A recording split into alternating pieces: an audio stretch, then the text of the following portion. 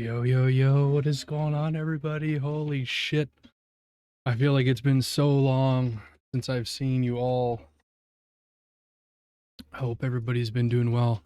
I'm still off work for another week due to the pneumonia, but there's no way I could miss this launch. So let's go ahead and dive right into it. I've already got the patch notes and everything up.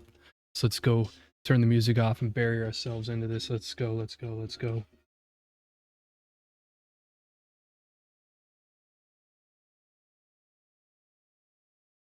All right.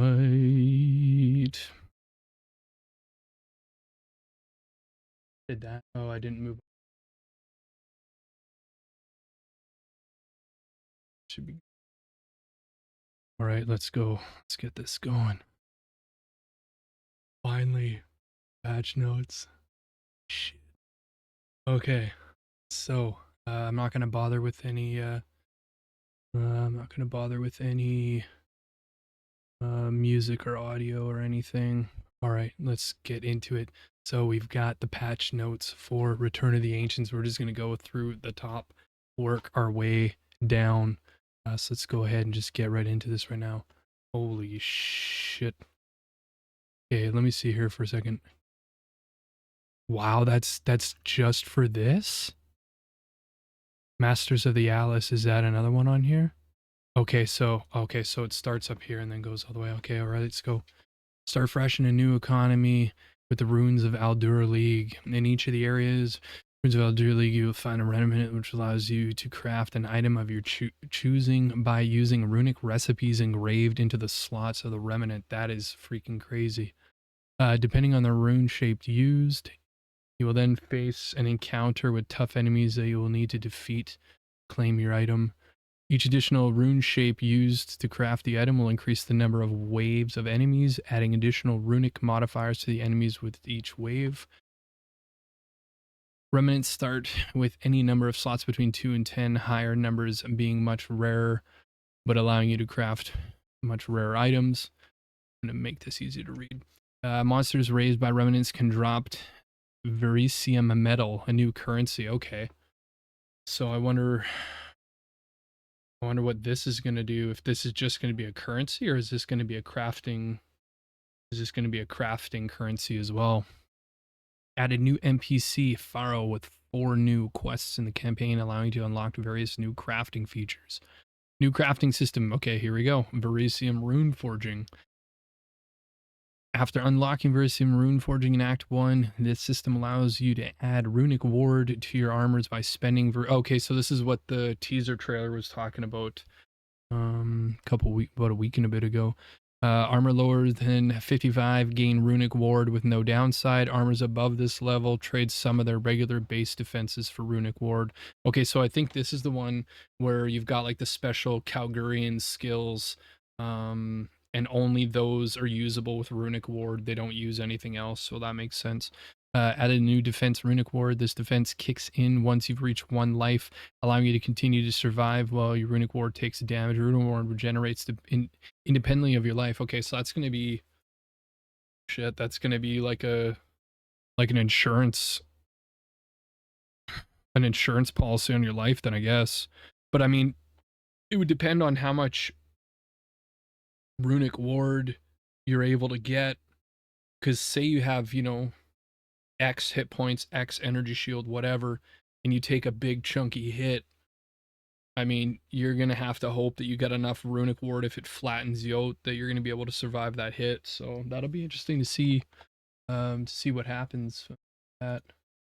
Okay, where are we here? We're right there. So adding 13 new alloy currency items, which can be unlocked through remnant encounters after completing Pharaoh's quest in Act 2. These items add various new crafted modifiers to items by replacing an existing modifier similar to perfect essences. Okay, but now they're not replacing perfect essences. This is going to be added to it then, I assume, based on this. So that's good. After unlocking unique Verisium Rune Forging in Act 3, you can upgrade the base type of unique armors that drop at levels... What? After unlocking unique Verisium Rune Forging in Act 3, you can upgrade the base type of unique... Wow. Okay, so what would upgrading the base type of the armor do, though? It drops at levels lower than 50. Okay, so I guess this is going to be for like early game stuff, not end game stuff, I guess, maybe. These upgrades generally increase base defenses, allowing low-level unique armors. Oh, okay, that makes perfect sense.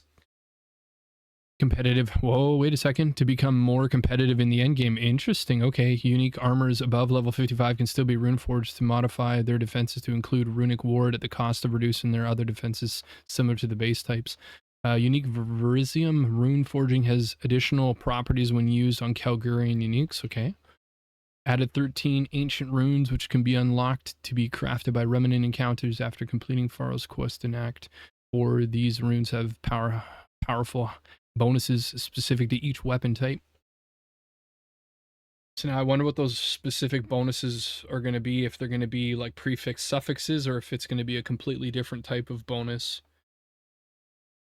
Like, I wonder if it's going to be like skill specific bonuses or something, like if it's going to be something like when you do melee damage, have more, you know, area of effect or something maybe. Added 13 mythical early game runes that can be crafted from remnant encounters to provide significant boost to level 15 plus character. Okay, so this is going to be like their way to help us transition through the storyline for the people that are saying that they wanted the story or the campaign skip.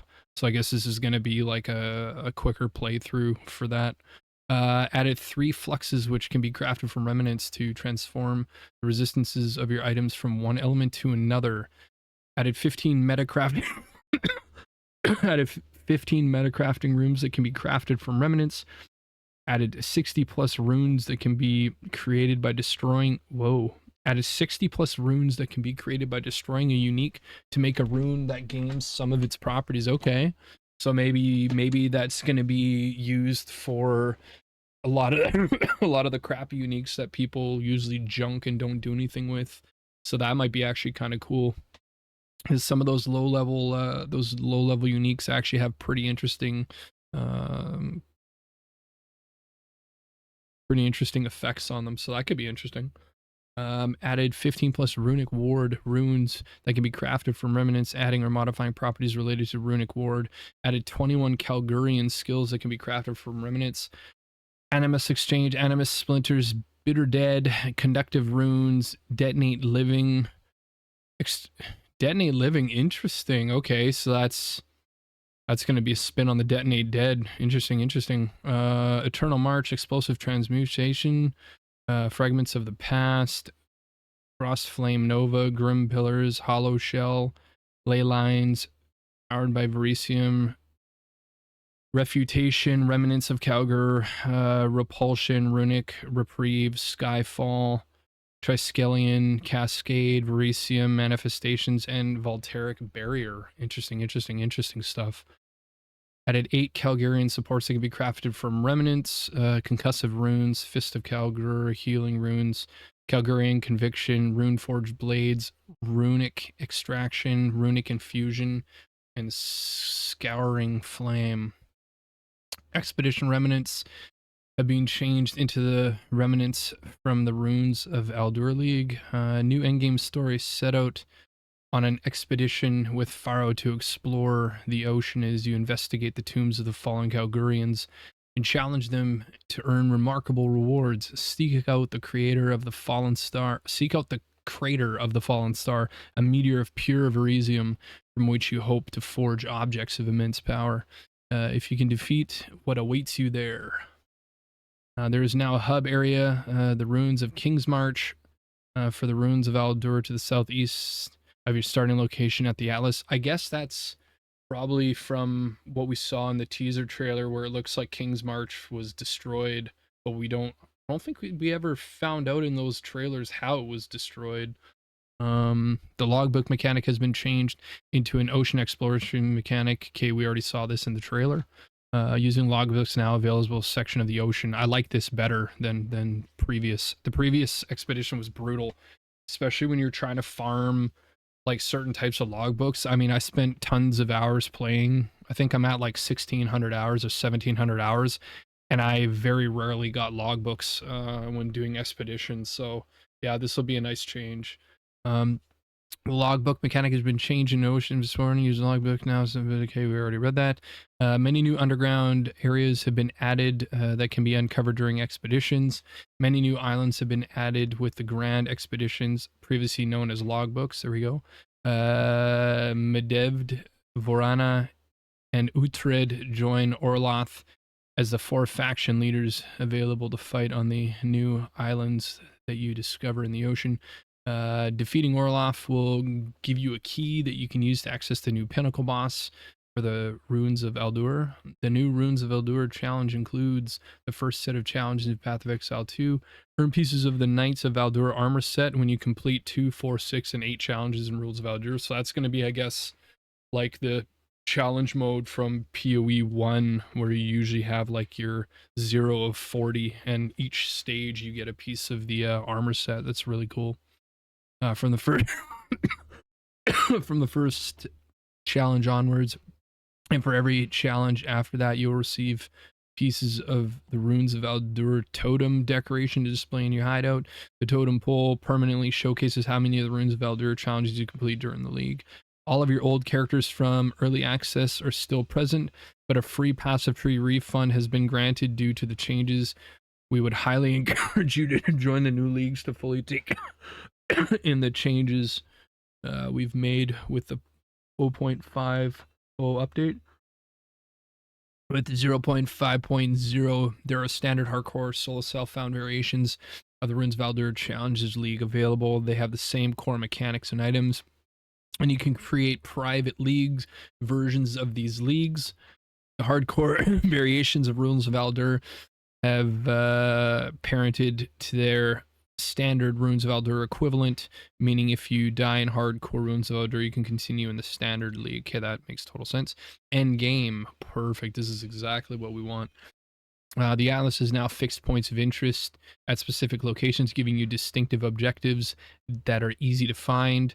All league mechanics on the Atlas now have quests that introduce the mechanic and guide you through its various stages up to the pinnacle boss. All pinnacle bosses now have quest versions that can be assessed detrimentally alongside repeatable non-quest versions that offer a greater challenge. Added 30 new endgame map areas. Now, from what I remember from the interview and the teaser trailers, every point on the Atlas is now you're able to populate all of them. It's not like before where you have a fixed amount of Atlas points and you have to choose what you want. Now every point available on the Atlas you can put a hard point into, essentially unlocking all of the bonuses, which I think is fantastic. Origins of Divinity, the endgame overhaul. Here we go. The endgame storyline. The Cataclysm of the Beast has invoked an ancient protocol designed to scour for and purge corruption. Should it ever take hold to this degree, traverse the Atlas to enter the fortress and activate the gates, obtain the keys to reach the ancient precursor weapons and disarm them. On completion of your first tower, fortress will arise from the earth. Maps inside the fortress grant 1 or more passive points for the Atlas passive tree. This entirely replaces the previous method of gaining Atlas points. So that's what I was just talking about. The Atlas tree has been significantly expanded with over 300 nodes. After completing all maps inside the fortress, you will gain enough passive points to fully allocate the the Atlas tree. Sorry, I'm messing my words because I'm trying not to cough. So yeah, that's what I was just mentioning. So you can unlock every single passive point on the Atlas, which is massive. As the entire Atlas tree can be fully allocated, there is no need to allocate respec conciliation for it anymore. Multi-choice nodes on the tree can be changed between options at any time. Hey, Simply, what's happening? What's happening? Just want to stop by and say hi. I'm at work and can't hear you, but want to show some love. Well, thank you so much. Yeah, I'm still off work due to the pneumonia. I think I'm on week 10 or week 11. Hold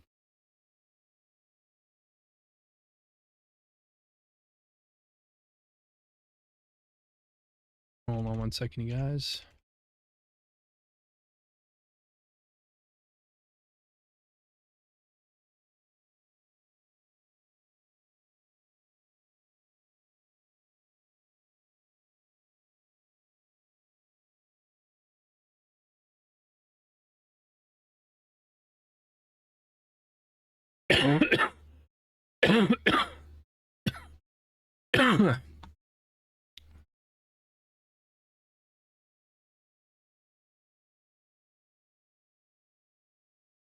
Well, my keyboard is being weird.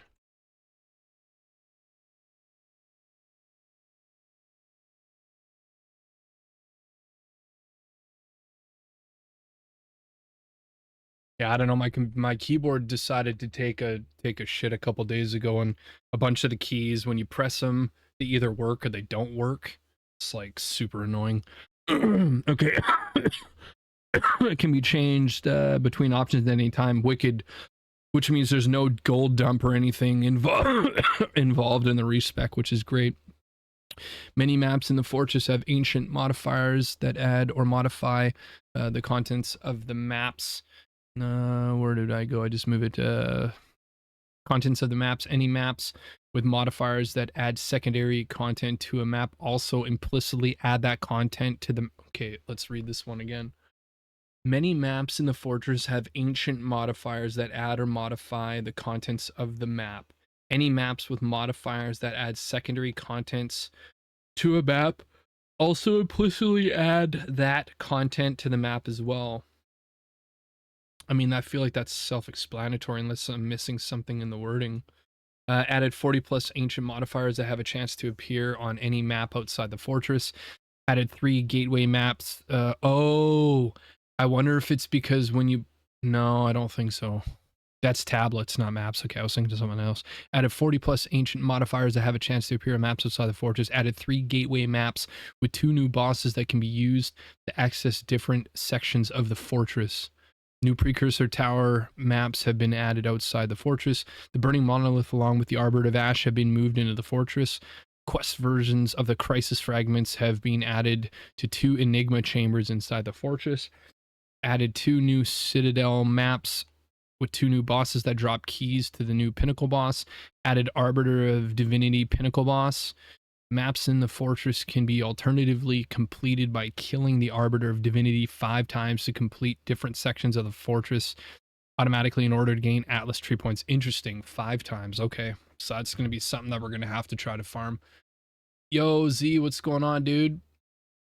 I don't know why the stuff's not mooing.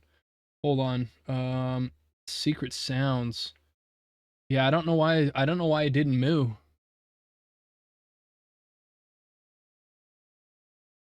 That's weird. Hold on, let me try something here. Huh, that's weird. Why is none of the stuff working? Hold on. Let me see. Let me try something different here. Hold on, dude. Yeah, it's weird. None of the stuff is working. Strange. Weird. I don't know why it's all not working. I'll have to figure that out off stream. That's so strange, man. I don't understand. All the commands are on. So I don't know. That's super weird. That's super weird. Huh. Not found? What does that mean, not found? What? What does it mean, not found? What does this mean?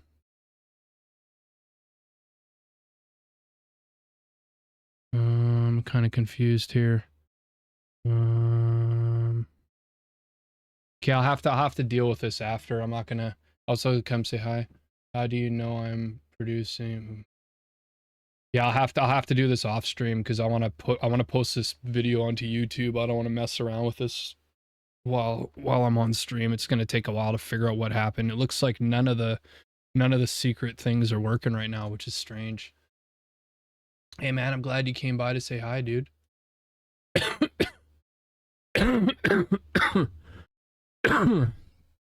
All right, let's get back into it.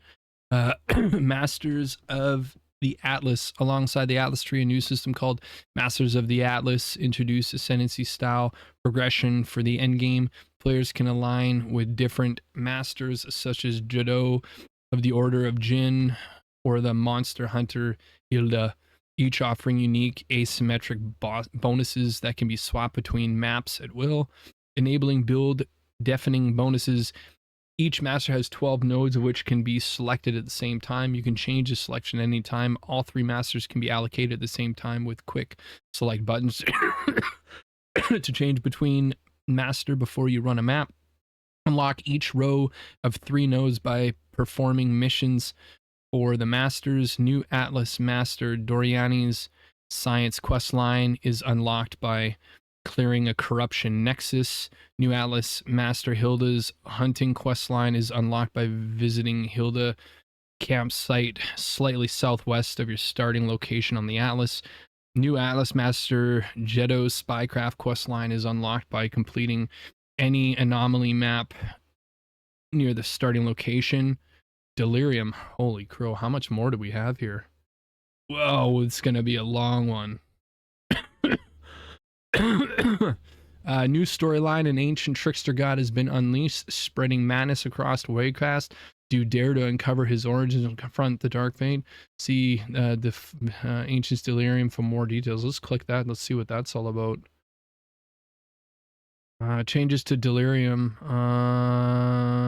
The entity of Delirium, strange voice, has grown in power. Progress new system now measures how far you descend into the fog with danger and madness, intensifying as you venture deeper. I wonder if this is going to be like turning into like a version of the Delve from like PoE 1. I wonder if that's what this is going to be.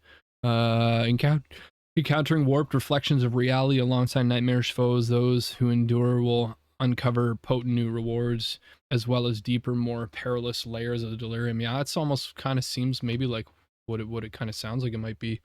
Maybe. There is now a hub area, the Withered Willow, for Delirium to the southwest of your starting location on the Atlas. The maps around this location all contain Deliriums and give you points for Delirium Atlas passive tree. Delirium passive tree can be completely revamped with many new modes. Has been completely revamped with many new modes and existing nodes changed. After breaking a Delirium mirror, there is now a progress bar showing how deep you are in the fog and how long you have until the fog clears. The start of the Delirium bar represents your initial location at the Delirium mirror. The end of the Delirium bar represents the location of the map boss. There are now a set of Delirium encounters that can be seen on the Delirium bar. Reaching certain depths will cause colored mirrors shards to be appeared. Walking into the mirror shards will break them, activating new encounters. The direction of the map boss can be observed by looking at the fog effect. Moving in direction of the fog will always lead you to a map boss. Dang. Boss in the Delirium will always be 100% delirious. So that means that they're going to be tougher, because whenever you fight a map boss, when you're in Delirium state, I think they have more hit points and more damage, I believe. Map bosses in Delirium will always be delirious damage and yeah, see, so the damage and life bonus given to monsters from Delirium. Oh, it has been nice. Added 5 new elite Delirium monsters, added new sub area. Loathsome Mire. The Loathsome Mire drops 2 new amulet base types that can grant 2 instilled. Wow. Holy smokes. That is huge. The Loathsome Mire drops 2 new amulet base types that grant 2 instilled notables at the cost of either 1 suffix or 1 pre. Wow. That's almost kind of worth it, I think, depending on what kind of instilled notables those are going to be. That could be pretty huge. Especially if you're able to instill another, like if this is built into the amulet, I wonder if it'll allow you to still put a second, if it'll allow you to instill a second time. Because that could be absolutely build breaking. That'd be super cool. Liquid emotions can now be used to craft additional mods on jewels. These work similarly to greater essences, each having a set of specific mods that will replace a random existing mod on the item. Completing Delirium mirrors now has a chance to spawn grand mirrors on the Atlas and nearby. Grand mirrors create a duplicate of the map boss in the effective map. Killing both map bosses will unlock a new Atlas mechanic, the Trial of Madness. After triggering the Trial of Madness, fog will spread from a map of your choosing to the Atlas, including a locked simulacrum. While inside the fog, the entire map is delirious, starting at 10%, killing rare monsters, and the map boss increases the deliriousness of all maps in the fog. On reaching 100%, the simulacrum will become available. Delirious can continue to be increased up to 200% delirious. Jesus. Rare and unique monsters in delirious maps have a set of new delirious modifiers, giving them strange new abilities. Map bosses of delirious maps can additionally drop a new set of 3 potent emotions that can be used, crafting new powerful modifiers on jewels that are not available in normal jewel mod pools. These emotions can be also used to instill... Yo, Max, what's happening, man? These emotions can be used to instill a set of 16 new passive tree notables that are not normally available. Holy shit, that is huge. Wow. Yeah, it's been a long time. I mean, I haven't been streaming in like 10 weeks because I've been off work with pneumonia. So yeah, I haven't been streaming at all. This is literally like my first day back, really, and I'm still off work for another week. I'm only here just to cover these patch notes, and then I'm going to be logging off for the night, I think, because all this talking is kind of tiring me out. I hope you've been well. Simulacrum has been updated and is now a 7-wave encounter. Okay, so that's been reduced then, because I could have sworn it was a lot more than 7 waves. I think. Yeah, I think so, right? Completing a simulacrum will now give you a key to face a new Delirium Pinnacle boss. Nice. Yeah, because I think it was like, there was like what? There was like 3 stages. In each stage there was like 5 or 6 waves, I think, or something like that. Completing a simulacrum will now give you a key to fight a boss. There is a set of 10 new ancient emotions that can drop if unlocked by the Palace Tree, which can be used to craft time-lost jewels. There are also 3 ancient potent emotions that can be used to craft new powerful modifiers on time-lost jewels that are not normally available in the mod pool. So this is going to make farming important then. Some non-amulet delirium uniques now drop with the Raven Touched modifier, allowing them to be instilled. Interesting. Breach. New Breach storyline. Travel to the Monastery of the Keepers, the hallowed halls of the Keepers of Flame, and discover Genesis Tree stolen from the enemies and gifted to the Keepers by the Dreamer himself. For more information, see... Okay, so let's see this one here. Waking the Dreamer. The Hiveborn are grotesque creatures from a strange realm, seeking to break free and overrun another. Aelith and the Keepers of the Flame have held them at bay, but their strength wanes as a Highborn multiply, forcing Aelith to call upon exiles to take up their fight. It's gonna be exiles like you and me. There's a new hub area, the Monastery of the Keepers, to the south of your starting location in the Atlas. The maps around this location all contain breach encounters. Completing these maps give you points for the Atlas. Breach Atlas passive tree has been completely revamped and many new nodes and existing nodes have changed. Starting a breach now shows a progress bar that indicates how long you have until the breach will close, as well as how many time killing monsters extending the life of the breach. Reaching 100% on this bar will begin a new mechanics stabilize. Okay, so they're bringing this over from PoE 1. Stabilized breach will spawn new challenges. So I wonder if it's going to be the same, if it's going to be...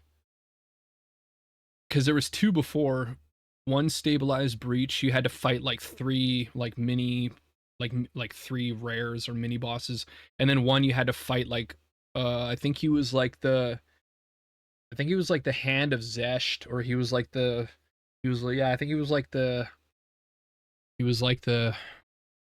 essentially like the Zesht's like #1, I guess, general or like lackey. I can't remember what his mob name was, but yeah, you fought him. He wrecked if you weren't careful. So that'll be interesting. So it's gonna have new boss, stabilized breach, Varun, Marshal of Zesht. Okay, so I don't think Varun was the other one. I think, can't remember what was the other one. Let's see if we can figure that one out here.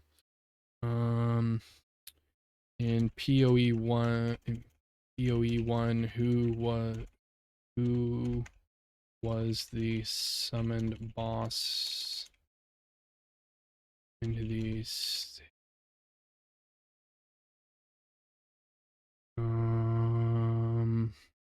Yeah. Oh, so it is literally the same boss then. Okay. Interesting. I thought maybe they were gonna give us a different boss. Okay, well that's cool. Added new crafting system to the Genesis tree. Genesis tree allows consuming of womb gifts and hive blood to create rings, amulets, belts, currency. Nodes on the Genesis tree can be allocated to affect what items will be crafted. New nodes are unlocked by using womb gifts. Added a new ring base type that can be exclusively crafted from the Genesis tree.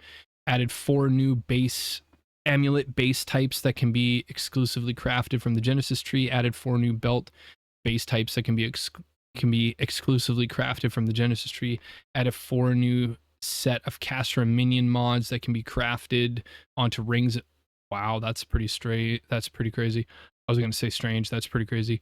So you can craft new caster and minion mods that can go onto rings and belts. Okay, well, are they going to do anything for melee characters, I wonder? Catalysts can no longer drop from monsters. These are now solely obtained from the Genesis tree. Add a new set of 12 catalysts can be added. New quality modifiers to jewels. Killing monsters in a breach now drop hive blood and womb gifts and breach stone splinters. I mean, that's exactly the way it was in PoE 1, so it makes sense. Breach stone splinters turn into special womb gifts when fully stacked. This can be turned into the Genesis tree to create a breach stone. New breach domains now spawn on Atlas. Using a breach stone will reveal the maps inside the domain, allowing you to enter them. Maps inside the breach domain contain a new encounter: breach hives, sky hives, and sky fortresses.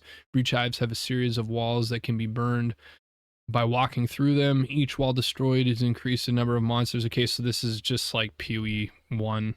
Sky hives are the new, where the breach lords have constructed fortresses that you'll need to assail. Sky hives contain a challenging multi-wave encounter in which you need to defeat Aelith while you need to defend Aelith while she closes the domain. Aelith will gain a series of abilities that triggered during the encounter. Fortress are the new areas, new paraboss. Okay, so these two will be from PoE 1, and I guess the fortresses are the new one. Fortress is the new area of the new parabosses, Toolanesh. Defeating Toolanesh will give you a key to access existing breach pinnacle boss. Holy smokes, there is a lot to read and go over. Oh my gosh. Look at these notes. Holy shit. Massive, massive, massive patch. I think we were at rituals, right? We got a long... Oh my gosh. Look at all the new uniques. Holy shit. Yeah, we got a long way to go. I better start reading quick. I need some reading glasses too, I think. Holy. Okay. New ritual, new storyline.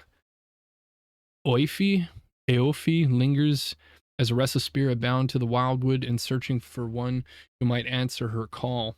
The king in the mist has claimed her flesh, leaving her soul adrift, untethered and unable to pass beyond. She believes only by reclaiming what was taken can she be made whole once more. Find out more. I mean, we might as well click it and just keep looking. So what do we got here? Eofi lingers as a restless spirit bound to the wildwood and searching for ones who might answer the call. The king in the mists has claimed her flesh, leaving her soul adrift, untethered, unable to pass beyond. She believes the only by reclaiming what was taken. Okay, interesting. Okay. Where were we? We were right here. Okay, there's a new hub area, Karatarth, to the west of your starting location on the Atlas. The maps around this location all contain ritual encounters. Completing these maps gives you points for the Ritual Atlas tree. Ritual Atlas passive tree has been completely revamped with many new nodes and existing changes. So it's going to be like that for all of the... It's probably going to be like that for the boss passive tree, the Abyss passive tree, and all the other ones as well, I assume. After completing a ritual altar encounter, a map locust will point the way to the next altar. All items in the endgame ritual reward screens are now either unique or omens. That is freaking amazing. So we don't have to worry about any more like bullshit items from it. I mean, sometimes you got lucky and you got some really good rare items, but I mean, I feel like most of the time, a lot of the stuff from rituals was kind of dog shit.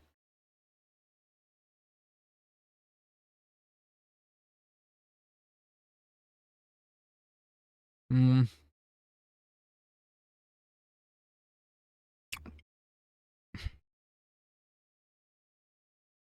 Any tribute not spent on rewards can now be sacrificed to gain an audience with the king.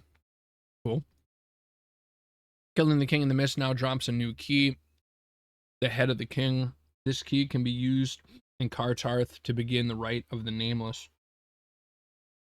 The Rite of the Nameless is a new Atlas mechanic in which you choose a series of 5 maps to complete a single continuous ritual. The monsters from each ritual, including map boss, will reappear in each map in this sequence, making for a very challenging encounter. Unique bosses from each map will only appear in the final ritual of each map. While choosing maps for the Rite of the Nameless, each map after the first will contain extra modifiers which affect the difficulty and rewards of the rituals during. So now what happens if, like, does this give, I wonder if this gives you the ability, like the incursions, where you can stop partway through if you feel like you don't want to risk it, or if you have to complete all 5 before you get the rewards, or if you die, the whole thing stops. That'll be interesting to kind of find out how that works. While choosing maps for the Red of the Patch Nameless, each map after containing the effect, each map reward of the ritual during the rite. Each map in the rite, the Nameless awards 1 element of the key used to access the ritual pinnacle boss. Okay, so how many elements are we going to need to collect, I wonder? Added new boss, the Queen in the Mists, available after allocating a specific node in the Atlas tree. This boss can drop 3 new corrupted idols. Interesting. Freythorn rituals are now prevented from ever showing deferred items to ensure items are not lost if returning to this area on a higher level character. Yes. Finally, we no longer do we have to farm the rituals and hope to get our deferred items to respawn again.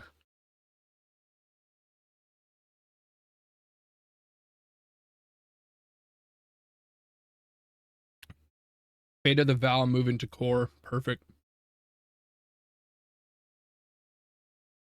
Fate of the Vow has been added to the core game. The first encounter of 6 of ancient beacons in Act 3. Energize them to attain energized crystals to open the portal to the Vow runes. You'll encounter a second set of 6 ancient beacons in the interludes.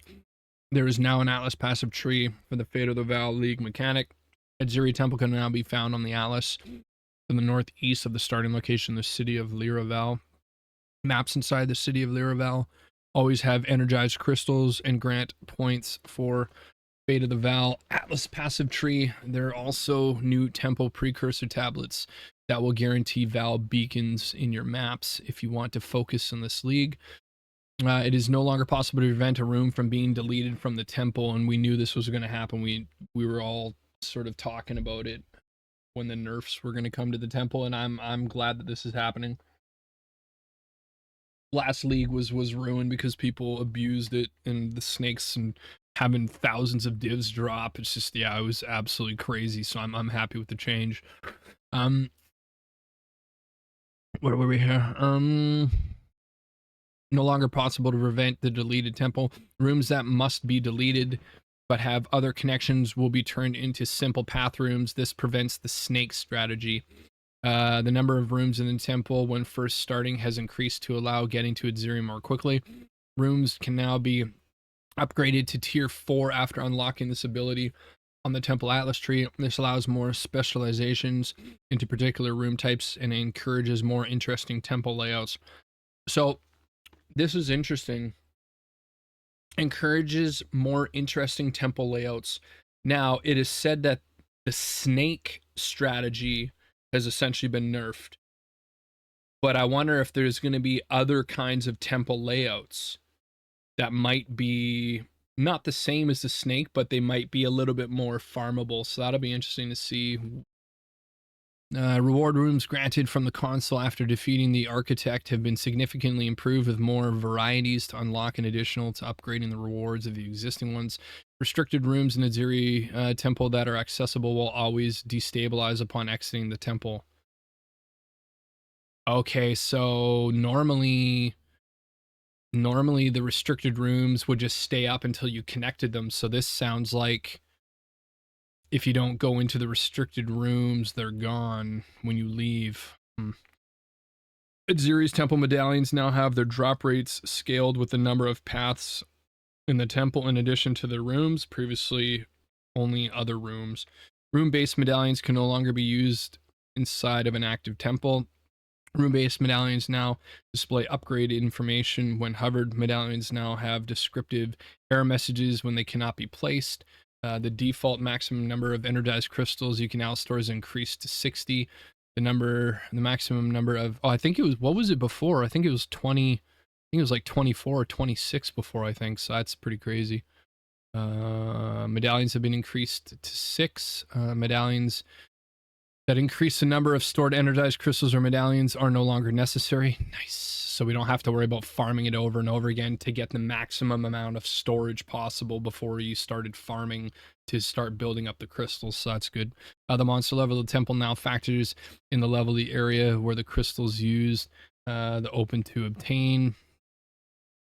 The corruption chamber temple bonuses have been updated to add monster modifier chance instead of additional monster modifiers. Portals created in the Temple of Ziri now create a corresponding portal in the Val ruins for ease of access. Val beacons now show a grayed out icon on the minimap. When completed, there are now 4 types of infusers. Existing Val infusers are now Val armorers infusers, which can be applied to armor. Val blacksmith infusers can now be applied to martial weapons, while Val Arcanist infusers can now be applied to wands, staves, and scepters. Val catalyzing infusers can now be added to jewelry. All infusers can only be used on items at or below 12. All infusers can only be used on items at or above 20% quality. Okay, so you have to max out the quality before you can use. Okay, I was reading that, kind of funny. Fate of the Val currency items have now a maximum stack of 5,000 when stored in the wild card slots in the currency stash. I feel like this number is not good. The 5,000 is not good. Like last league, I think I ended the league with like 2,600 divs, but I kept having to sell my exalted orbs because you can only store 5,000. So I kept having to burn my exalted orbs and keep turning them into divs. I feel like with the stash tabs, they need to increase this a lot higher. They need to make the gem count in the gem tab a lot higher. Simply having only the ability to store 500 is not enough, especially mid-league when you've played multiple characters and you've got all of the support gems and everything unlocked. You run out of space with 500 very, very fast. So I feel like they need to adjust the size of that as well. Some of the possible outcomes from applying a Val cultivation orb to unique items have been updated. The Ziri rule unique staff can now reroll 10 to 20% increased life cost efficiency, previously 20 to 40%. Okay, so they've nerfed that. Ziri's Splendor unique body armor can now roll plus 66 to 100. Max memory shield okay, so they've looked like they've gone and nerfed all of that stuff. Covenant body armor 10 to 25. Yeah, they've nerfed everything across the board. Wow. The Wrathpith Globe 8 to 15% cost, previously 12 to 20. Yep. Wow. Here we go. The Vertex unique helmet can no longer roll plus 2 to 4 to levels of all skills. Instead, now being able to roll plus 3 to 5 of a level of all cursed skill gem. Interesting. So it's going to force people that want to have the stuff to curse their gems, which is, level of all, cursed skill gem, not corrupted gems. So does that mean that the Vertex helmet now is only going to apply to curse skills, and it's not going to. Oh wow. Huh. I wonder if that's a typo and it meant to be corrupted, because that seems weird. Because most characters that don't use curse skills, this is now a useless item.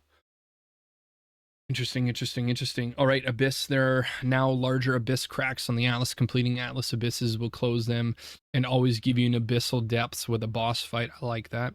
The Abyssal Atlas tree has been revamped and many of the nodes changed. We already know that. Coolmac Invitations is now always allocated to the map owner. Abyss Omens no longer drop in areas below 65. Modifiers to the number of chests found now apply to chests found in Abyss. These also apply to the chance to find an Abyssal Depths. So the chance to find abyssal depths does not decrease with more. Yeah, but this doesn't make sense though. The number of chests found also apply to the chance to find an abyssal depth when literally right here, where did I see it? Right here. Where was it? Where did I just see that? Right here. Completing Atlas Abysses will close them and always give you an abyssal depths when with a boss fight.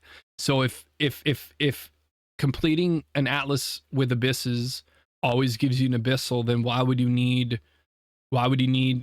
number of chests found to also give it a chance for an abyssal depth? I don't understand. This kind of seems like it's doing the same thing, so I don't know.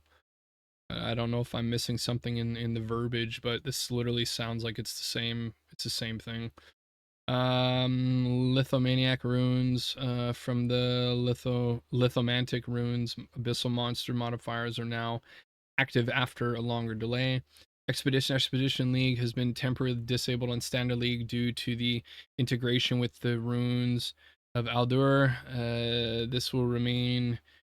This will be reintegrated into standard after the runes of Aldur is over. Okay, interesting. The Recombinator has been disabled. Oh, interesting. The omens of Recombinator. Wow. The omen of recombination, that was the one where it doubled your chances of having a successful recombine. So that's interesting that they've removed that. Existing omens of recombination will be deleted upon logging. Wow. So they're removing the whole thing. Interesting. The Forgotten by Time Expedition Precursor Tablet has been temporarily disabled from dropping. Expedition explosives now wait to explode until most of the monsters unearthed by the previous explosion have been killed. So I guess they don't want you to be able to chain from explode. Like, they essentially don't want you to build momentum to completely blow up the whole entire thing. Which is sort of what I'm getting from reading that. You can now use currency from your stash to purchase items from expedition vendors. Interesting. Other endgame changes. With the introduction to the new endgame storyline, the Atlas has been reset. Your existing tablets and waystones will continue to work, so you can continue your progression as normal, but in order to gain more points faster, you will need to do the Origins of Divinity storyline. Added support for searching the endgame Atlas map. You can now zoom out slightly further on the Atlas screen. There are now 2 versions of each pinnacle boss, the quest version and the infinite farm version, such as primary, secondary, and tertiary calamity fragments can no longer be obtained. Tablets of the same type may now be used together to increase the amount of league content that is spawned. Specifics of this area for each type. In some cases, adding multiple tablets will increase the size of a single encounter, while in other cases it will increase the number of encountered spawned. This is an insane patch. You guys, I'm going to be right back in like 2 minutes. I need to grab some more water and I need to grab some more green tea. So I'll be right back soon. Don't go anywhere. We will continue with these patch notes.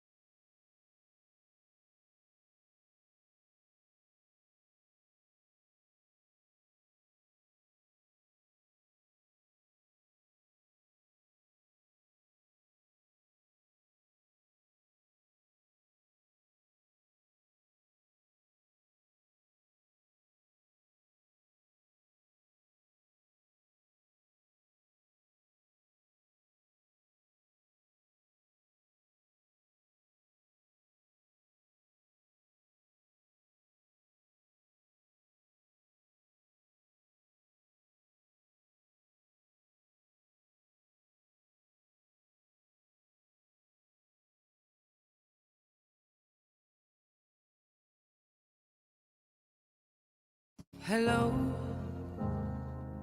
it's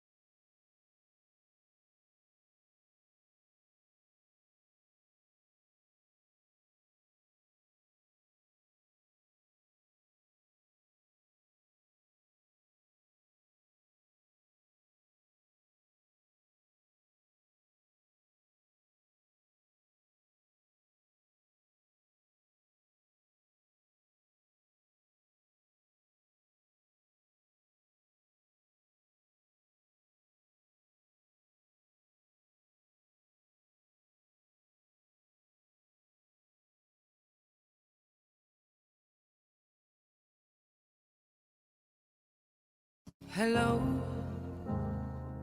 it's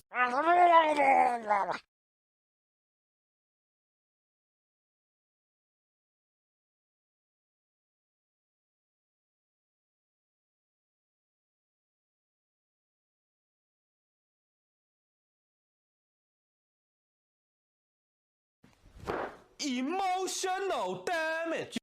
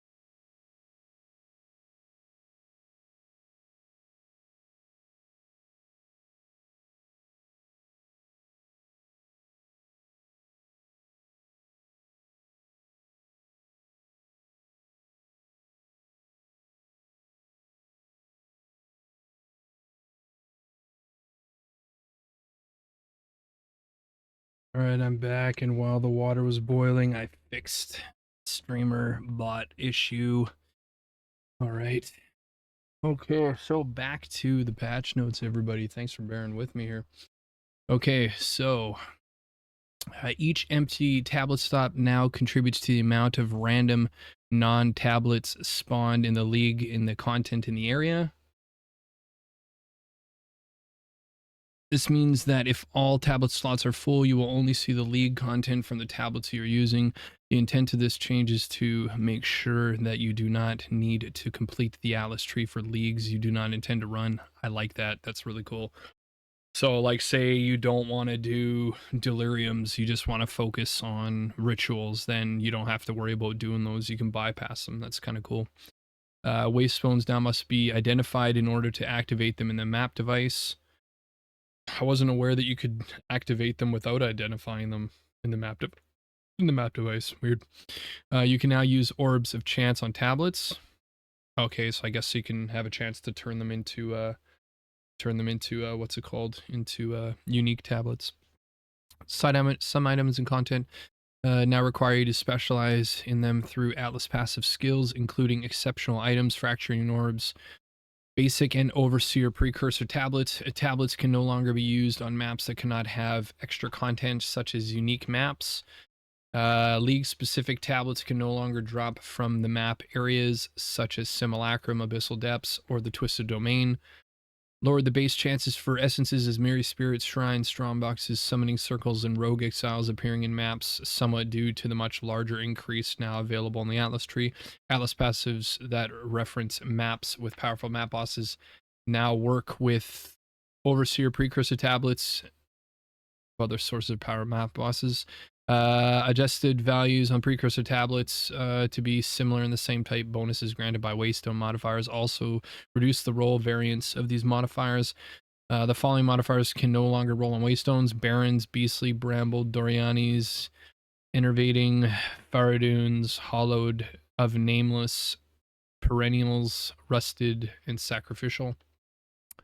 Whether the map modifiers of suffix previous has been adjusted so that generally prefix and modifiers affect a monster's output towards the player, and suffixes are modifiers that affect the players. Okay, so yeah, so essentially what they've gone and done is made it like PoE 1, where all the prefix modifiers now no longer benefit you. They benefit only the monsters. So interesting. The following suffix modifiers are now prefixes: of destruction, fleeting, impact, of penetration, puncturing, shattering, splitting, venom. The following prefix modifiers are now suffixes: buffering, enduring, enfeebling, eroding, evasion, flaming, hex-worded, shocking, sleet, and slowing. The overpowering Waystone modifier can no longer cause monsters to have increased freeze buildup, shock chance. Whoa. The overpowering Waystone modifier no longer causes monsters to have increased freeze buildup, shock chance, or inflict increased flammability magnitude. It now causes monsters to have increased elemental ailment application. Okay, I like that better. Yeah, I like that better. Waystone modifier bonuses have been updated. They now provide more effectiveness, pack size, item rarity, monster rarity, or Waystone drop chance, depending on the modifier. These modifiers are multiplicative with other sources, such as those found on Atlas passive tree. Modifiers to pack size now also provide a chance for an additional rare monster to appear in rare monster packs. Monster rarity is a new stat available that affects the chances of magic and rare monsters and the chance of additional modifiers of rare monsters. Map modifiers that include sources of increased number of rare monsters or increased number of magic monsters have been updated to only display the number of the header of the map, and now also display amongst the explicit modifiers. This is not a functional change. Have the bonus of quantity items dropped and experience gain provided by increased monster effectiveness, such as from Temple of Adziri. Makes sense. The functionality of the Omen of Chaotic Reality, the The functionality of the Omen of Chaotic Rarity, Omen of Chaotic Quantity, Omen of Chaotic Monsters have been inverted. Instead of guaranteeing the new modifiers of their type, they instead prevent the modifiers from being of their type.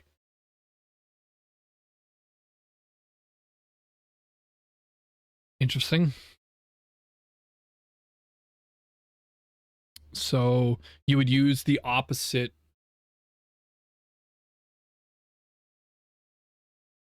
That's kind of have been inverted. Instead of guaranteeing the new modifiers of their type, they instead prevent the modifier from being of their type. So essentially it's just the same thing. Like if you wanted an Amamamamu one, instead of using an Amamamu one, now you would use like a Kurgal one to hopefully give you. So it's kind of like the same thing, but I guess maybe it's random because there's only 3. So using one, it gives you the chance to get one or the other instead of guaranteeing it. So I guess there's more of a gamble in there from them doing that.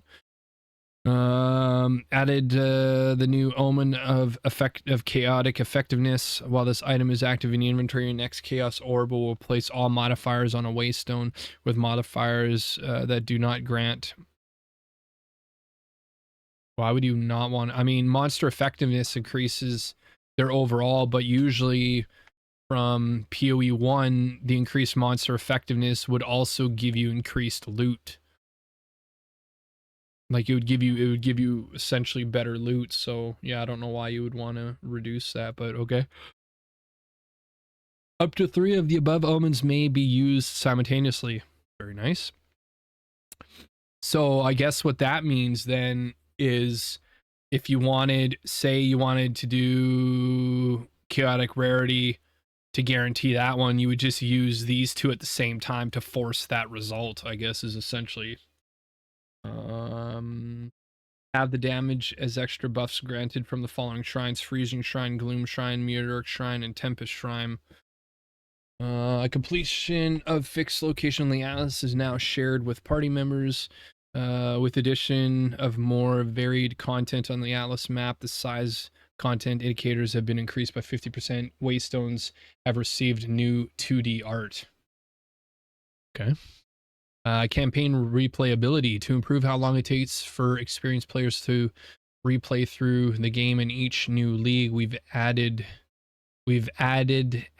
elements to multiple campaign areas that tell you where to go. If you know what to look for, you could see some examples in this video. Oh, I think that's the one where like it shows you like you follow the river or you follow like the bones in the ground and it takes you. I think we've already seen that video before. I need to try to get through this quick because I'm kind of fading pretty quick here. Hello. Yo, what's going on, dude? It's What is going on, man? What is going on, dude? You are the first, dude. Some areas through the game that have been shortened. Remove the second Dreadnought area. The Dreadnought Vanguard. The Act 2 boss is now in the Dreadnought. What? Remove the second Dreadnought area. The Dreadnought Vanguard. The Act 2 boss is now in. Oh, okay. So instead of having the 2 different layers, you just have the one Dreadnought, and when you get to the end of it, the boss. I like that. Having the 2 of them, it just made it too long. I've been doing okay, man.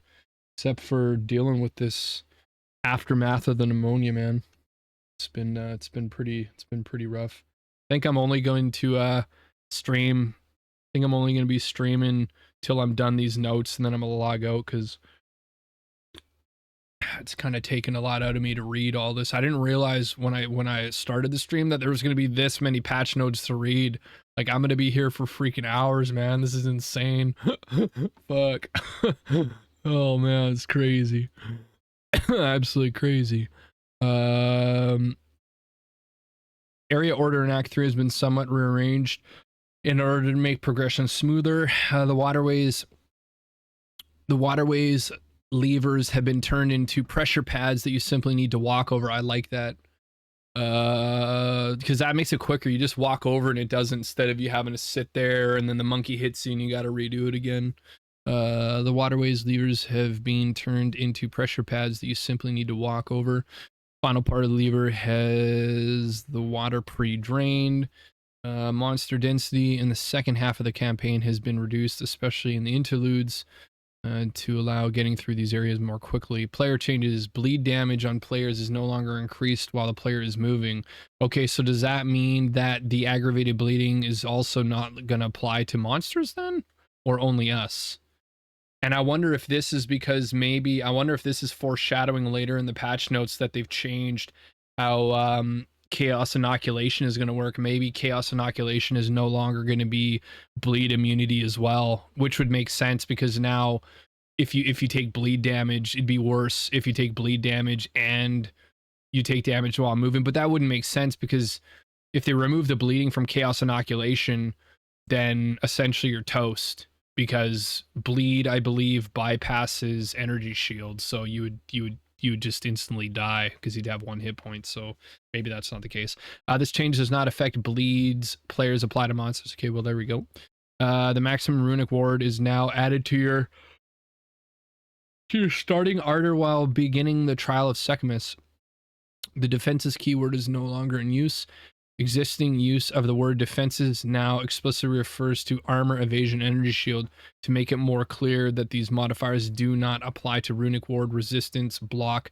But see, that doesn't make sense because block is a defense. I mean, it's an activated defense, but it's still a defense. I mean, ward... I mean, resistances are also defenses as well, but I mean, they're different types of defenses, so I guess maybe there's going to be a different calculation later on. Block or any other forms of protection. This is purely a description change. Only a single leash instance per resource, life, mana, or energy shield can be applied at a time. When multiple leash instances are active, only the one with the highest recovery rate will recover until it expires, after which the next... Okay, so if you've got like life recovery and energy shield recovery and mana leech, it's not going to let you life leech and mana leech at the same time. It's going to be one or the other. So that changes a lot of these like meta sort of perma survivability builds then, I guess. Because you're not like, because how are you going to get your mana back with mana leech if you're leeching energy shield or you're leeching life? You're not going to be able to do both. So if you're leeching life, you're burning. I mean, at that point, if that's the case, then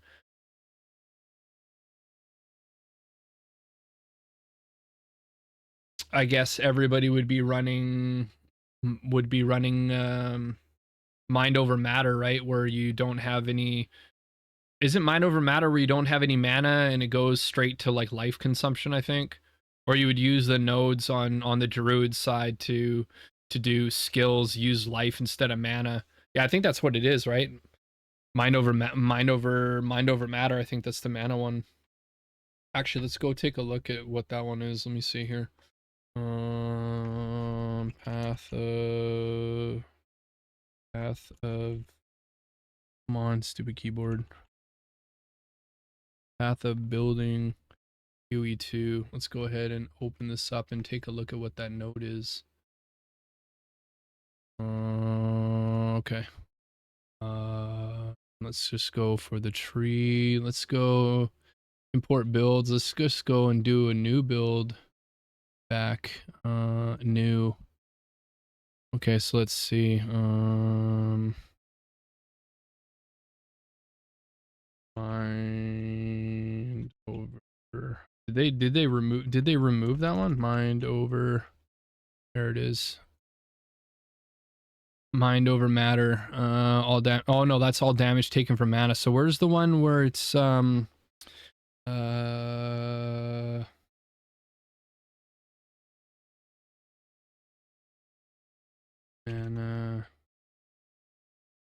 life? Is it these ones here?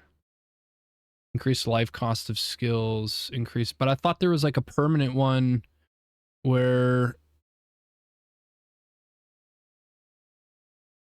all...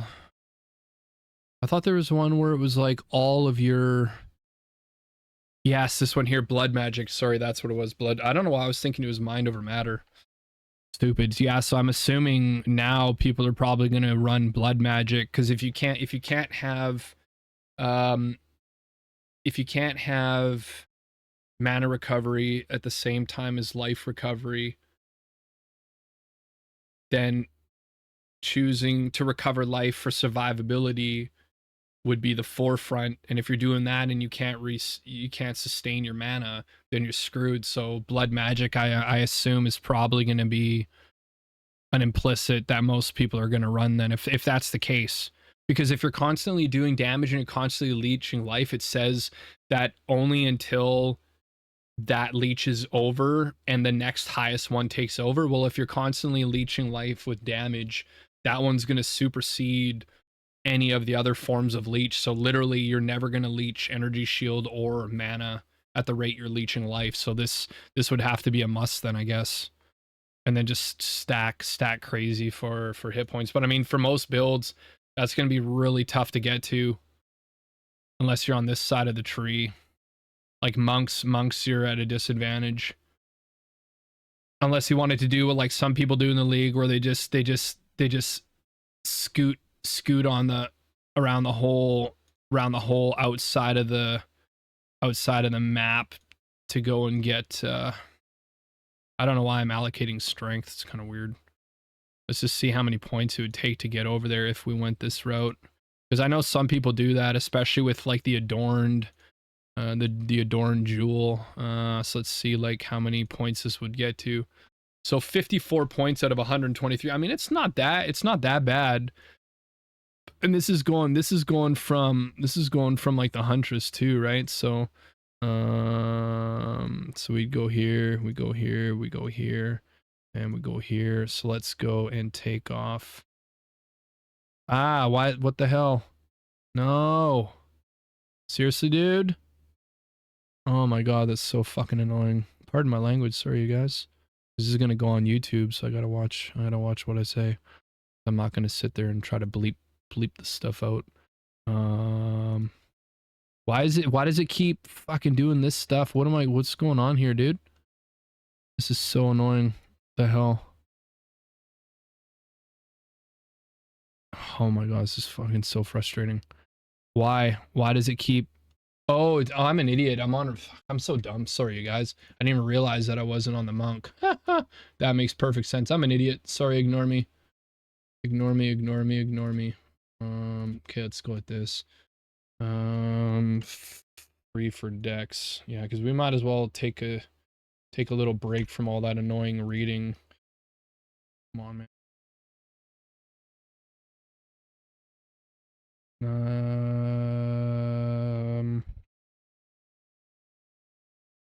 Right click an additional node. Allocate. Dexterity, allocate. Okay, there we go. Perfect. Now we don't have to sit there and deal with all that bullshit. Let's go up here.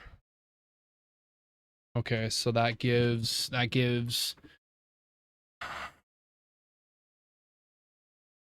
extra 70 points, not including I don't think this includes plus skills from the quest, does it?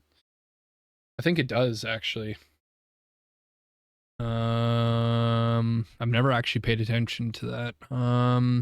So that's not bad. I mean, if you wanted to run there, then you've got 1, 2, 3, 4. You've got 4. You've got 5 jewel sockets. So I mean, there could be value to going that route, but I mean, I don't know. We'll see if that's even a thing at launch. Your maximum runic warrant is now added to your honor. We already read that. Defensive, we already read that. On a single target, we already read that. This is why we opened up the thing. There is now a limit on maximum amount of damage a hit can be considered to deal for leech. Oof. Hits that deal less than 40,000 total damage are unaffected, but if a hit would deal, well, obviously our hits end game are going to do more than 40 damage, so we're capped. So now we got to figure out what this new formula is then, I guess. The value of each damage type in a hit are scaled down evenly to reach this limit. This means that extremely high damage hits stop improving leech past a certain point. But why did they not put in here what that certain threshold is? This has got to be something that we need. We need to actually know what this threshold is. But increasing your leech percentage will always increase the amount of the resource you're gained. The formula for chance to deflect has been adjusted to provide better scaling with investments into deflection rating with a cap of 95%. Oh, wow. So instead of it being 90% hard cap, it's now 95. Nice. Similar chance to evade being capped in, but I don't ever remember evade being capped at 95%. I think it was all 90% prior. I don't think it's ever been 95%, so that's huge. That's gonna make stacking evasion and deflection even better.Maybe it's to the point now where we don't even need to worry about energy shield if we're able to dodge all the hits and then mitigate whatever the, you know, the 5% chance we don't deflect or we don't dodge. That means we would need less deflection chance. Because if you're dodging, you can't deflect because you've dodged. So the 5% chance that the monster has to hit you, even if you only had 10% chance to deflect, actually no, that wouldn't work because you would still have a chance to not deflect. So yeah, you would need at least 80% chance to be reliable to fill up that 5% chance. The new chance to deflect is 151 AA plus 112D, whereas A equals attacker accuracy rating, D equals defender deflection rating. So 1, 2. This makes for a linear path that gets rewarded at higher investments. Parry, shield block, and resonating shield no longer delay heavy stun buildup from decaying longer than expected. Melee attacks can now apply splash damage once per damaging area. Some attacks create multiple damaging areas during use. For example, Whirling Assault creates multiple damaging areas around you as you move. Okay, so I guess that's to combat the Whirling Assault. When minions are removed due to resource changes such as weapon swapping, younger, newer minions are now prioritized for removal over older minions to avoid wasting minion cooldown abilities unnecessarily. Minions affected by last gas support or Tech Rod's revenge lineage support and totems affected by the unnamed Heartwood Oracle notive passive skill can no longer die during the effect, taking further damage exceeding their maximum life.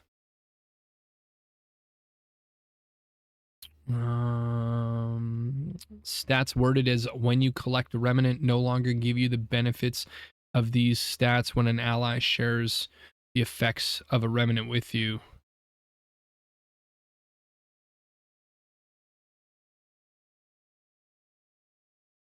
Okay, so that new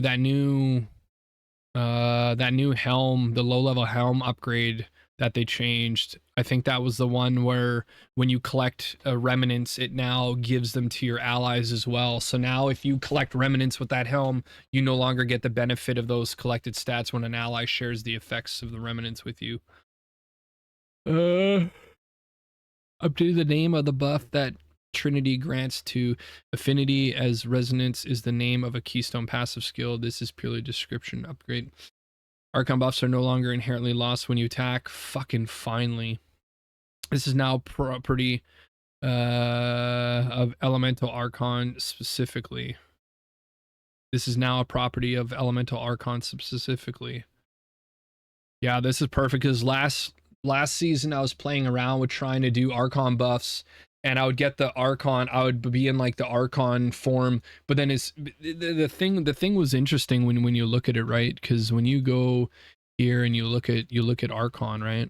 Where's the Archon? Where are you? Nope. Where's the Archon stuff? Where are you? Archon, nope. Where did all the Archon stuff go?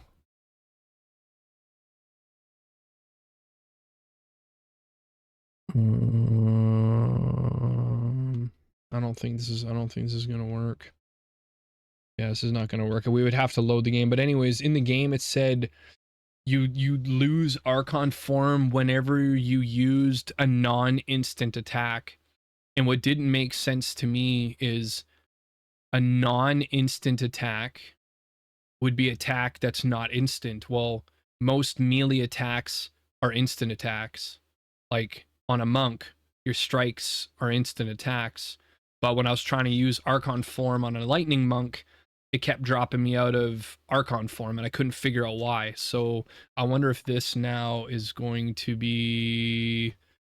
Archon buffs are no longer inherently lost when you attack. So yeah, I wonder if this is going to be making them more viable for melee builds. That might be something to look at for the martial artist build for sure, I think. Especially if it's going to be like a lightning or a cold based one. Here we go. New lineages. New content and features. Introducing the new martial artist ascendancy class for the monk. After decades of training, the martial artist has become a master of illusions, empowered by the runes socketed into his body. This class creates powerful illusions, summons illusionary bells to aid him, and excels at using his hands as weapons. Now I wonder if they're going to have an actual ascendancy map where it shows what all the connecting ones, because on the one that they showed that we can see so far, it only shows the main like notables on the ascendancy. It doesn't show what all the other secondary ones are, so we have no idea what they are that they do. So I don't see anything in here that gives us a link to show it. But let's just keep going. Introducing the new Spirit Walker Ascendancy class for the Huntress bound to the wilds. This class calls upon spirits to answer her will, granting different abilities, aligning with the stag, owl, or bear. Through their guidance, the Spirit Walker may subdue even the most formidable beasts, binding them in spirit, or call forth a spectral companion to fight beside her. New lineage supports. See, this is another thing here. They have all these things listed, but I don't know if we actually have something that's going to show what these do. So I'm not even going to bother reading all these out because we don't have any way of seeing what they do. So we're going to save some time and not even bother going through all those. Added 8 new idols that come exclusively from monsters possessed by his merry spirits. Added the new Minion Splash and Minion Splash 2 strength support gems. These supportive skills which create minions which strike those, causing those strikes to have melee splash. But I'm wondering if this is going to be... be affected by the thing we just read above, where it says that when you do melee damage, only one splash at a time can happen. So I wonder if that same law is going to affect these as well, or if that's only affecting us and minions are not touched. But I would think that it's going to apply to this as well too. The fragment stash is now available for use in Path of Exile 2. Nice. Finally, so we don't have to buy that one at launch because we already bought it in PoE 1.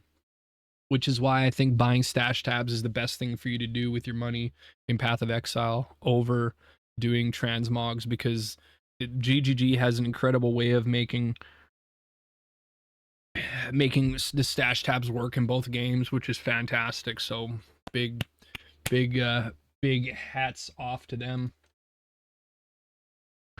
The fragment stash, fragments including breach, splinters, simulacrums, and audience with the king. Finally. Inscribed ultimatums and barriers. Finally. If you previously purchased one in Path of Exile, it automatically be made available. Nice. For those without a fragment stash tab, you will find it. It's probably going to go on sale.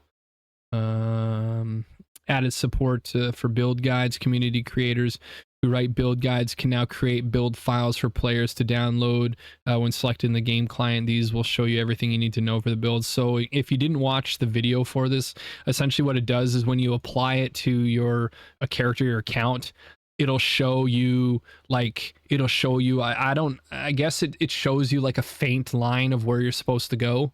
and then you literally just follow it and it just tells you where to go, and it tells you what gear and what gems, and pretty much it tells you everything you need to know without having to alt tab to go look at a build guide and follow it in real time, which is cool for those that use build guides. I'm not a huge build guide guy. I don't follow build guides.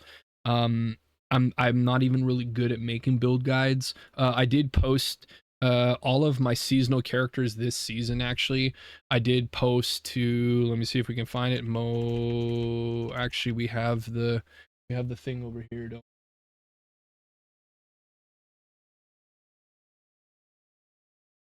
So we've got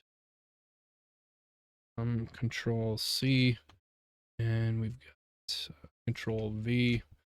So I've got all my builds for my top characters that I've done this season: Nature of the Storm, Storm's Herald, Wolf's Ire, Lady Thor, Chaos of Fire and Blood. So these are literally just basic. Like, all it is my gear. It shows what supports I'm using, and it's showing where, you know, all my passive nodes and everything are. I haven't gone through to do any sort of build guides with them. I pretty much wing it as I'm leveling up. I'm not too intuitive with being able to sit there and go, okay, from level 1 to level 10, use this weapon. At level 11, craft this weapon. I'm not that good at the game to be able to know, you know, what's going on with that type of stuff. But I mean, yeah, I've uploaded all my characters of this season up here, and where I put all my points and all the stuff that I did here. So I'm going to be looking to hopefully this league put all my effort and time into it, and not jump out when PoE 1 starts, or when Diablo starts, or any of the other things start. That way I can really learn how to master all the new stuff that's going on. So yeah, so we've got that one set up there. Nope, you're just a theory crafting rabbit holer. Yeah, I am a theory crafting rabbit holer, but it's one thing that I need to learn, though, is I need to learn the nuances of, like, knowing from 1 to 20 do this, from 20 to 40 to do that, from 40 to 60 do that, from 60 to 80 do that, swap this skill out, put that thing in, because I would like to, like, actually, like, make guides for some of these builds. Like, everybody that was going wolves, not many people went Amazon, and I went Amazon for a specific reason. I won't get into it, but for the passives, I mean, mainly for this one here, because for the wolf, with how fast you're attacking, I got this character's crit chance and attack speed up like insanely fast, and a lot of it was for the kill.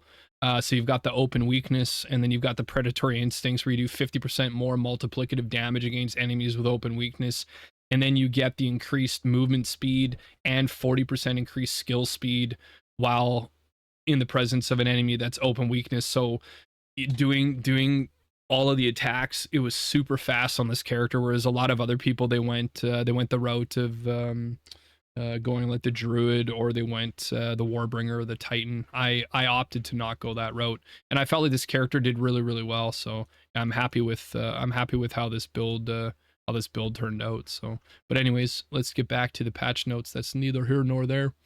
Where were we at? The build guides. Okay, so added the ability to quickly search the trade market with an item you have. Shift Alt clicking on an item will populate the filters for searching the trade market, so you can see the current prices. So I wonder if that's going to be so you don't have to use like third-party stuff, like the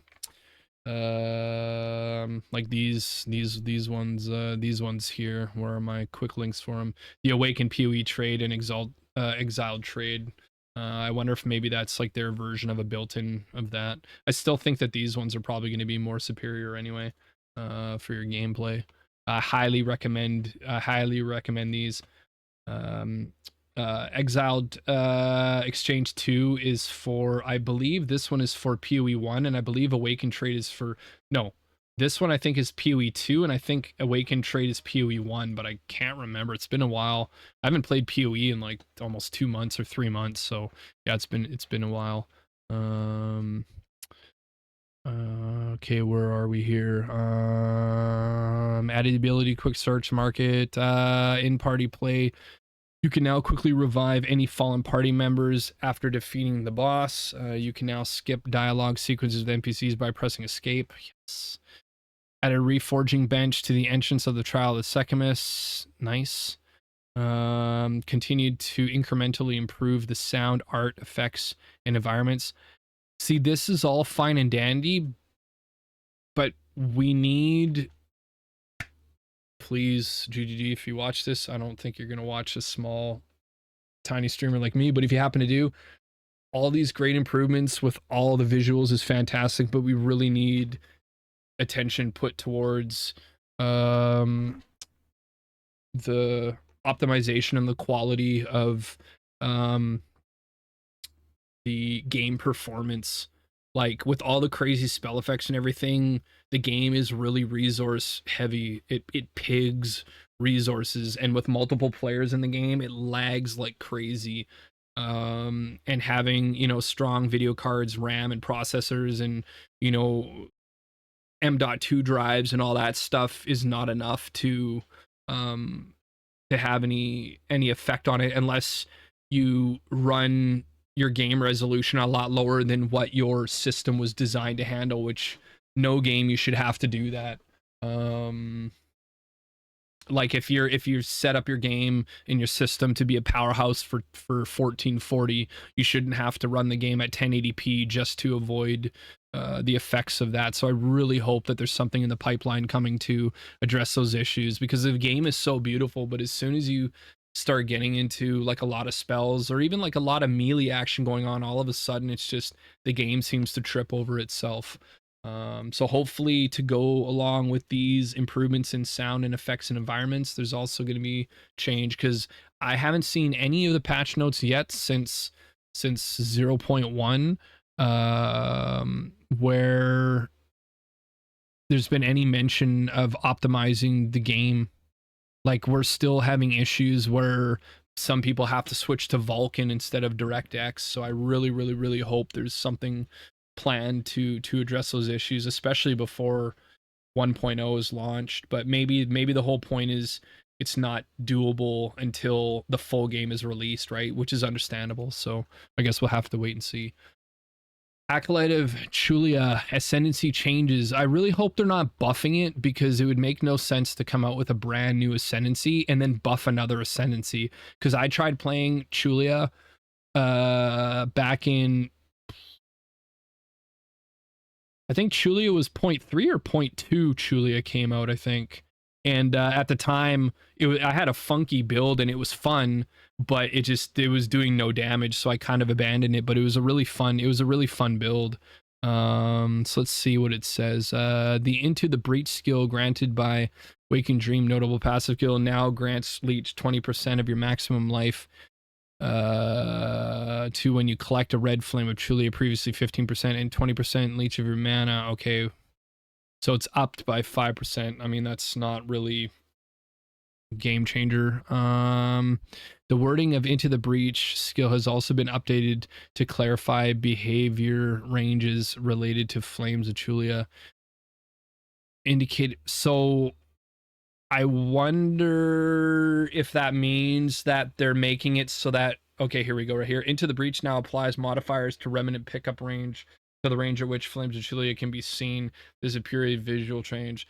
Okay, so I wonder if this thing here is going to actually be a nerf, because for this one here, when you pick them up, they had a very short duration, and you could have, I think there was something where you selected a passive and it automatically would pick up the flames that were in range instead of you physically having to run over them. So I wonder if now the pickup range allows you to see where they are, so it's easier to see them, whereas before it was very difficult to see them.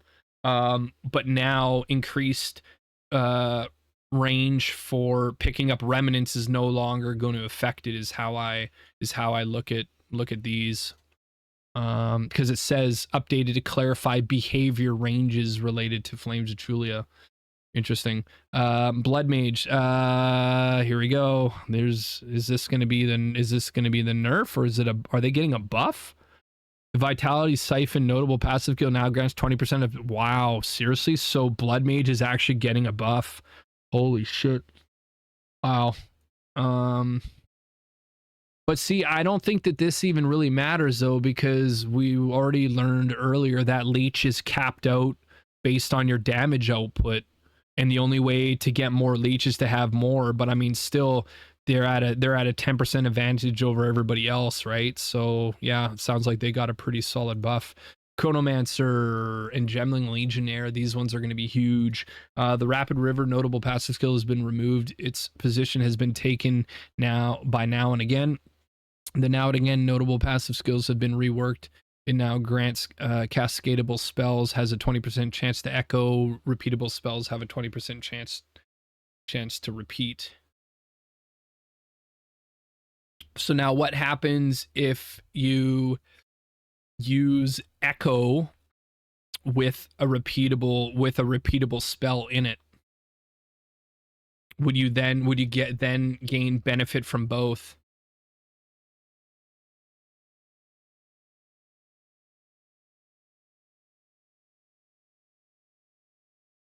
Because if you use, where is it here? Where's my mobalytics? Where did it go? Control V. Where's that one that I have on this one here? Because I'm using it on this one here. Why don't I have, wait a second. Whoa. Why isn't my, oh, imported, here we go. Where, spell echo, nope, where is it? Unleash. Yeah, because unleash, to repeat multiple times, it only says it cannot empower channeling skills or skills with a cooldown. Well, cascades are not channeled spells, and it literally says on here, repeatable spells have a 20% chance to repeat. So if this has repeat on it, then does that mean that Unleash has a 20% chance to repeat again? And if you put a cascading skill in Unleash,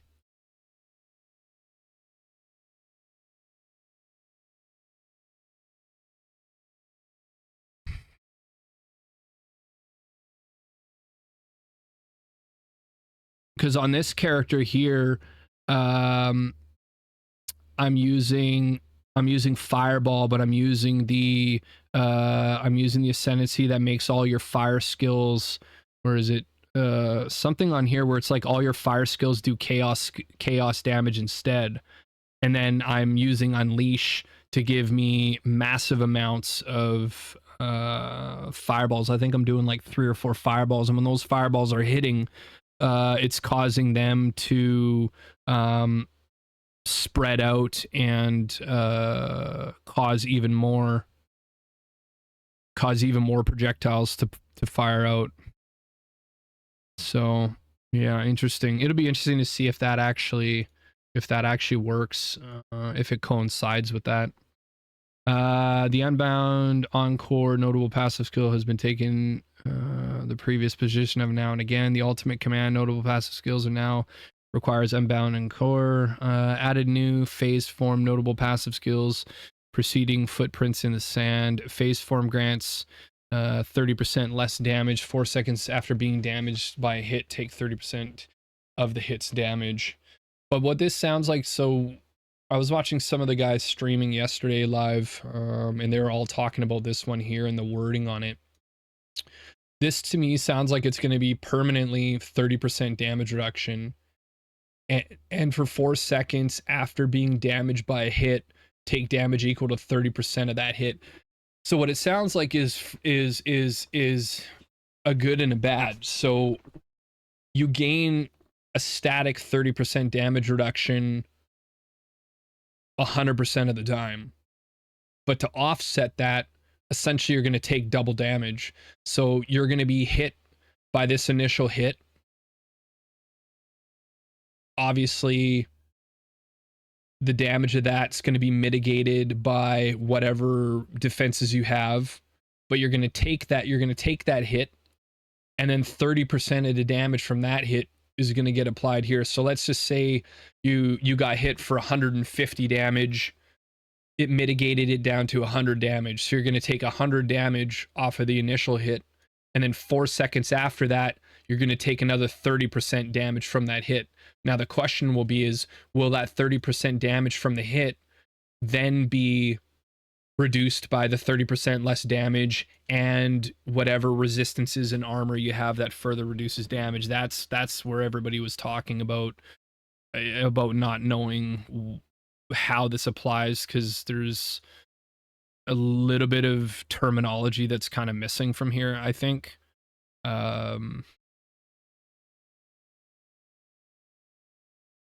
Yeah, I don't know. That'll be interesting. The temporal risk skill granted by the footprints in the sand, notable passive skill, has been updated. It now has a cast time of 0.1 seconds, previous 0.5, and now also removes delayed damage from phased form. So what this means is, if you use temporal rift skill within this 4-second time period, that means that the damage you would be taking here, it removes the delayed damage from there. So essentially,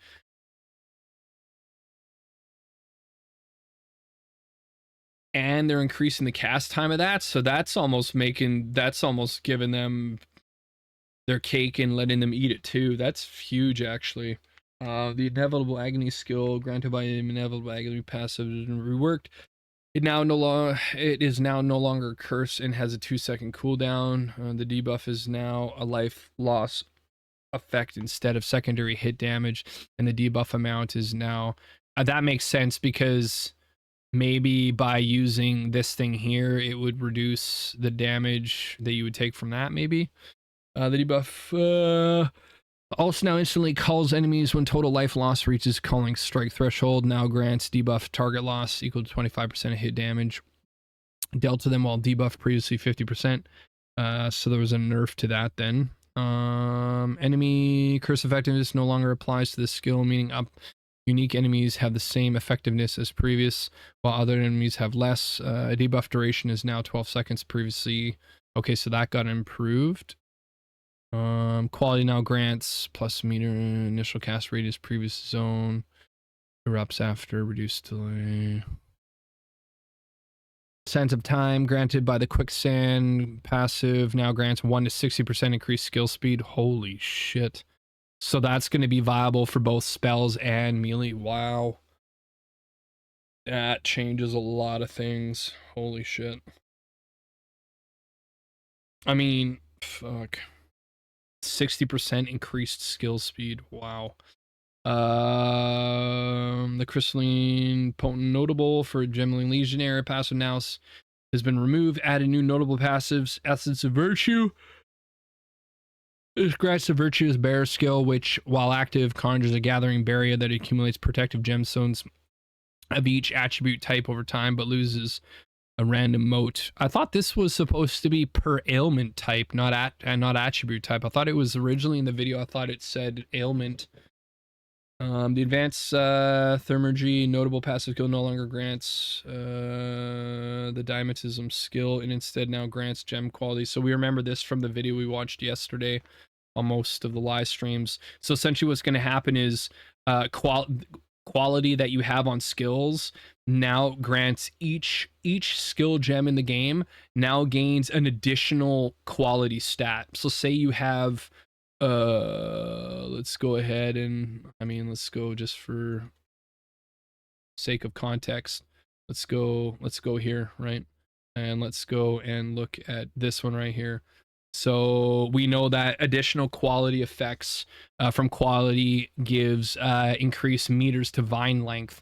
Now what's going to happen is, for every percentage of quality that you have, it's going to give you another additional effect. So it could be vines do, you know, 1% extra damage per quality or whatever it is. So each one of these ones is going to have a second random quality effect. That's additional. Because most of these quality ones, they cap out at a certain amount, whereas the other one, it's going to allow you to go even further than that. I'm sorry, guys. I'm so tired. Being sick for like 10 weeks, going on 11 weeks with pneumonia, it really beats you up. It's absolutely brutal. I took some of my stuff when I was be right back mode. Took some of my inhaler stuff to help me out a little bit here, but yeah, I'm struggling pretty hard. Okay, Pathfinder. Yeah. Additional socket effect. All gems in the game now have an additional quality stat that can be seen while holding Alt on the gem after picking this notable. The overwhelming toxicity notable passive now grants 50% less poison duration, previously 35%. So that's gonna help combat a lot of the poison arrow builds that were going around. The running assault notable passive now grants 30% less movement speed penalty from using skills. Wasn't this the one that made it where you sprint, you no longer fall down? Isn't that what this one was? And if that's the case, it makes sense that now they get less. They get. Oh no! Wait, this is a benefit. 30% less movement speed penalty from using skills. Oh shit. Okay, maybe this is something different then, because I couldn't see them making that skill stronger. That would be really weird. Witch Hunter obsessive rituals now grants 50% less armor and evasion rating, previously 35% less. So that sounds like a nerf. Passive tree changes added 19 new companion theme passive skills, 9 new life recoup. See, I wonder if now instead of life leech, I wonder if life recoup, especially with these 9 new that we have no idea what they are, maybe that might be the go now, is to do, because now you can have it where life recoup is instant. Or was it life leech is instant? I think it was life recoup instant. I can't let's take a look. Context is everything, right? Let's just see here. Life recoups. Let's take a look here. Nope.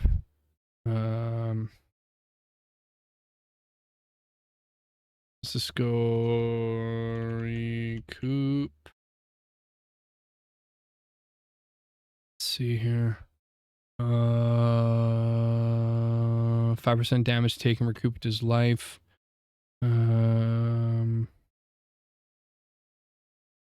See, this might be kind of cool for like going for the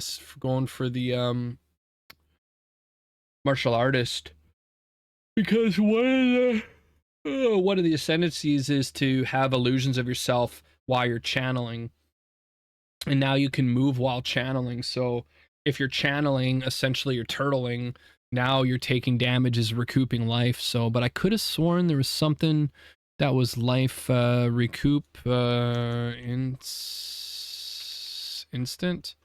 I could have sworn there was instant life recoup. No, was it only leech was instant then? I guess it was only leech that was instant, which is crazy because you've got leech is instant, 20% leech is instant, life leech is instant, but you can't. I mean, I guess the recoup would be way too strong because you're literally taking damage and healing in real time. So yeah, I guess that would probably be a little bit busted. But I mean, I feel like if they're making leech instant, recoup should be, because recoup, you're only taking 10% of the damage, right? So I mean, I feel like recoup is less effective than life leech. Added new Archon of Death Clutcher. Ancestral Bond Keystone passive now causes placing totems to have no cost and no required consumption charges to wow, that's gonna absolutely. It still causes totems to reserve, yeah, but still, that's huge. That's massive. And now doubles totem limit instead of, oh my god, that is insane. Trusted Kinship Keystone passive now grants 30% more reservation efficiency of companion skills, 20% less reservation effect of non-companion skills. You no longer provide It no longer provides you have 30% less defense or one companion of each defense of every 2 that you have. Interesting. So this sounds like a benefit instead of a nerf. Interesting. The Valpak Keystone now grants 50% more amount of life leech, 70% less life leech speed. Cannot recover life other than from life leech. And leech effects are now removed when unreserved life is filled and no longer provides life leeches instant or cannot use life flask. Interesting. Okay. Reformed barrier cluster has been removed. Warding fetish cluster has moved location, no longer connects to the jewel socket.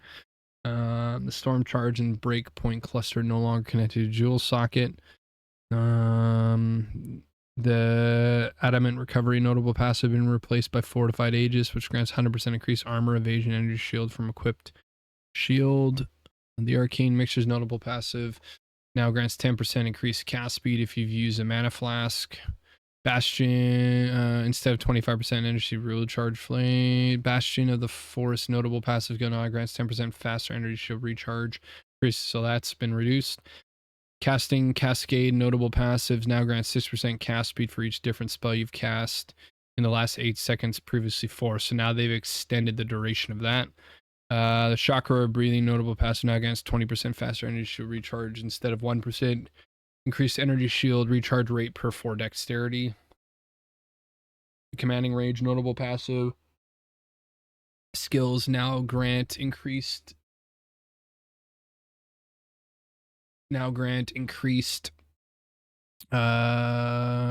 minion attack speed per 5 rage, previously 1% rage. Previously 1% per rage. Okay, so it's increasing it by 1%, but now it's per 5 rage. So instead of having 5%, instead of having 5 rage, which equals 5%, now 5 rage only gives you 2%. But I guess that way, if you're not able to sustain high rage counts, you still get more, I guess. Maybe, I don't know. It's kind of weird. The Convalence notable passive skill now grants 20% faster start of energy recharge.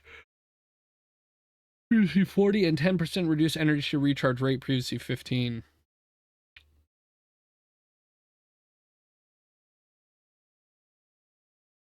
So you've got less recharge rate.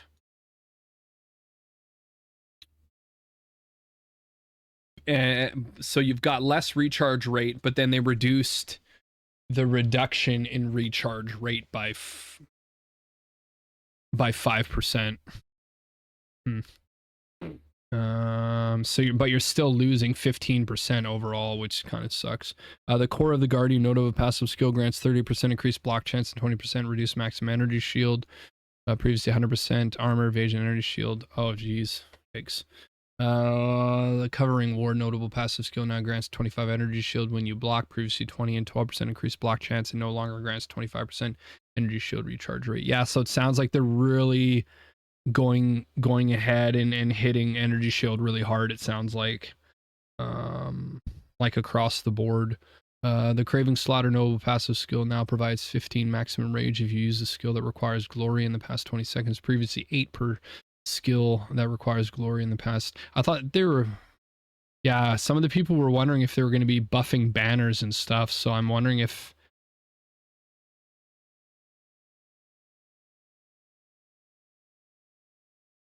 this sounds, yeah, this sounds like a buff so far. The Critical Overload notable passive, 50% increased critical spell damage, previously 15 increased spell damage if you've dealt a critical. 15% increased critical spell damage, previously 15% increased. Oh, okay, so now it no longer requires a critical. I hope that's not foreshadowing that they're nerfing cast on crit. I really hope that they hit the comet and they left cast on crit alone. I really hope that they left that alone. The Cunning Fox notable passive skill, Quick Fox, which grants 20% discrete affection rating while moving. The small amount, the small all attribute passives prior to the node now grant 20% increased evasion rating while moving. That's not bad. That might actually help for the channeling thing for the martial artist monk, because now you can move slowly while channeling. So as long as you're moving, you're going to be gaining an evasion rating while you're moving. So that's pretty solid.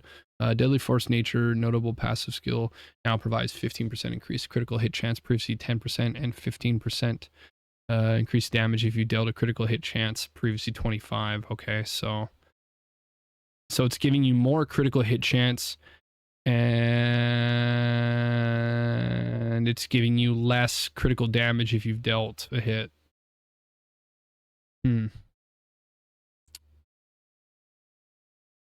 The Dependable Ward notable passive skill now grants 8 chaos resistance and 12% faster energy shield restart. So it sounds like a nerf there. Devoted Protector notable 10% faster energy shield previously. Yeah, so it sounds like energy shield is really getting hit. Echoing Pulse notable passive now grants echoed spells have 25% increased area of effect and no longer grants final repeat of spells as 30% increased area of effect, which did not function. Okay, that makes sense. The Effervescent notable passive skill now grants 4% increased cast speed for each different spell you've cast in the grant, previously 4. The Energizing Archon notable passive skill now grants 30% increased Archon duration instead of 40, increased energy shield recharge rate while affected by Archon buff. The Energizing Deflection notable passive skill now grants 12% faster energy shard recharge instead of 30%, increased energy shield recharge rate. I kind of like the faster start of energy shield recharge instead of the recharge rate. The Essence Infusion notable passive now grants 12% faster energy charge and 12% intelligence, no longer 40% energy. Oof. Fast Metabolism notable grants 40% increased damage while leeching life. Previously, life leech effects are not removed while unreserved life is filled. This makes sense because they said above that you can now no longer leech life when you've filled your when you've gone past your unreserved. Fortifying Blood notable passive skills now grant 50% amount of life leech, previously 25. The Goring notable passive skills no longer grant 40% increased physical damage and now grants 3% maximum life and 20% increased maximum life leech, previously 3% reduced. Oh wow. Wow, that's huge. The Immortal Infamy grants 6% life recovery rate instead of 10% increased energy shield recovery. Lifelong Friend and Nurturing Guardian notable passive skills have swapped positions. Mystic Stance, 12% faster energy shield, previously 30. Potent Barrier, 50% increased, previously 60. Quick Response notable, 10% faster energy shield, previously 20, and 20% faster, previously. Yeah, so it sounds like, yeah, they're going after energy shield big time. Rapid Recharge notable passive skill now grants 12% faster. Didn't I just read that one? Oh no.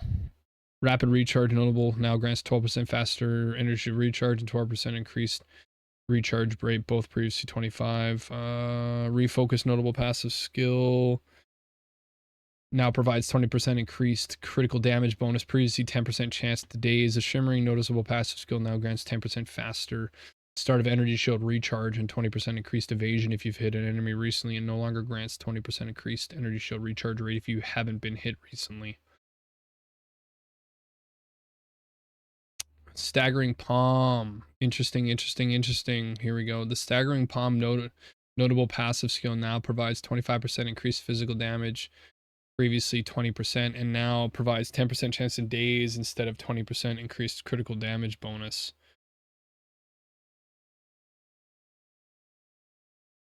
Yeah.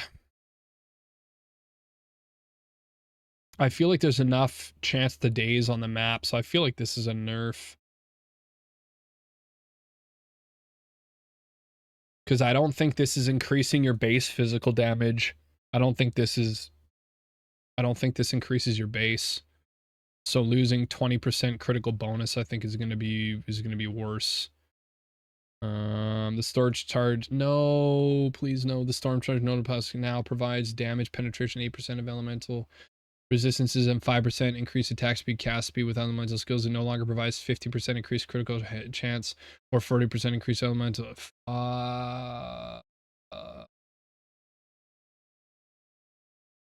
That's like my favorite. That's my favorite notable. Yeah, it's like I think on almost all my builds, I think I was using that one. Let's go and take a look here. Set 2 imported. What do we got here? Where's my amulet? Oh, that's right. I stripped the gear off of her. I stripped the gear off of most of my characters and built different characters. Let me see if we got one on here. Storm's Herald. What do we got here? Does it not show? That one's bestial skin. Wolf's Ire. I could have sworn they all had backup plans on that one. Well, where's the one that I had Storm Charge on? Was it Lady Thor? Is that who I did Storm Charge on? Allocates Breaking Point. What happened to my one that had Storm Charge? Storm Charge, there we go. I could have sworn my other could have sworn all my other characters were using. Oh, that's right, because I took this amulet. That's right, I took this amulet off the other characters. That's why they didn't have amulets. Okay, now that makes sense. Yeah, Storm Charge is my favorite, especially for like crit builds and lightning builds. They're just so strong. Okay, where were we here? Oh shit. Okay, Storm Charged. The Tempered Mind notable passive now provides 15% increased effective fully broken armor, previously 20% increased critical damage bonus. The Rash's notable passive skill no longer grants 20% life leech is instant. It now grants 15% attack speed while leeching. So that's the one that I think that's the one that we saw that was like down here, right? Yeah, this one right here. Voracious. No, was it that one?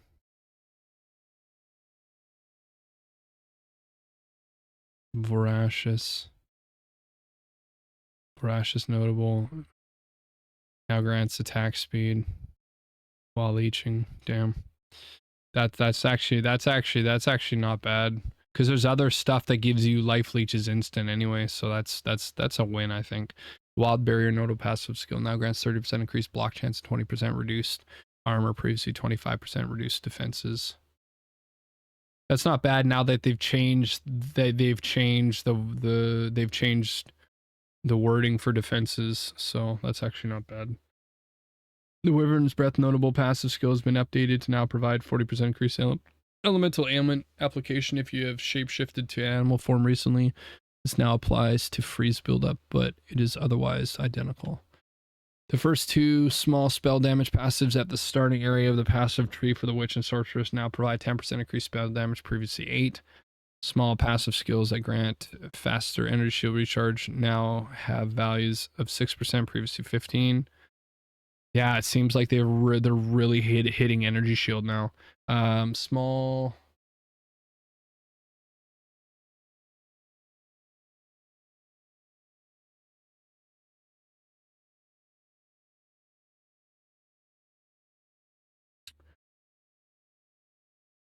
Small passive skills have their shield recharge rate have been removed from the passive skill tree. Small passive skills that grant energy shield recharge rate have been removed from the passive skill tree and replaced by faster start of energy shield recharge at a lower value. Small passive skills granting 10% amount of life leech now have values of 8. So it sounds like, yeah, they're really going after these crazy sustain builds that are maximizing, or they're capitalizing on energy shield and life leech. Interesting. Here we go. Banners. Small banner area of effect passive skills now provide 12% banner. Previously, oof, that's not good. Small banner area tactician passive skill now provides 16. Eesh. Then Savored Feast Timeless Jewel notable no longer grants 20% instant leech if you have at least 200 tribute. It now grants life leech 35% faster if you have at least 100 tribute, previously 25%. It's not bad. Sounds like a bonus. Skill changes. Okay, this might be a huge one.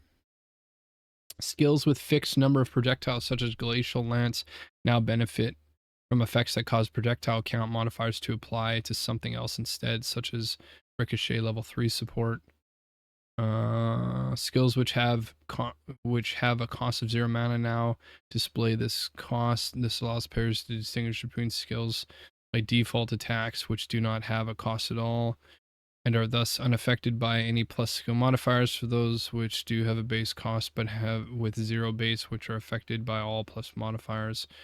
Even if they add different resource costs, like adding life to cost, skill mana base cost 0. Crossbow animation skills now have a base cost of 0 rather than having their costs completely disabled, meaning that effects that add additional costs will now apply to them. Ignites inflicted on targets by oil ground have been no longer ignites inflicted on targets by oil ground that has been ignited can no longer compound and cannot be compounded with other ignites. Okay. A buddy of mine was doing a build like that where like you would ramp up, and every time you did the burning ground from the oil, the debuff on the mob would stack more and more and more. So I guess they've nerfed that. All command skills now have the 50% movement speed penalty during skill use, previously 70. Align fate granted by the Oracle's Faithful Vision notable passive now has modifiers of cooldown recovery rate also applied to visage appearance frequency. Interesting. Ancestral Warrior Totem no longer has a hidden second delay between skill uses. Instead, this delay is now 50% of the skill's attack time and is described accordingly on the skill. Bone Storm no longer has the sustained tag.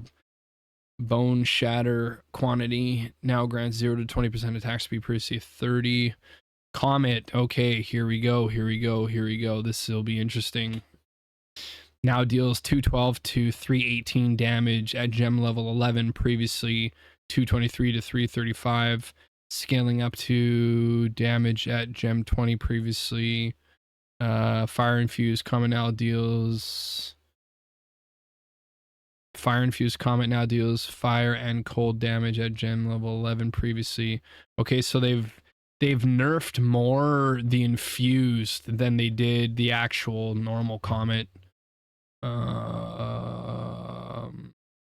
Interesting. I thought they would have hit that a little bit harder, so I wonder if cast on crit's going to be in here.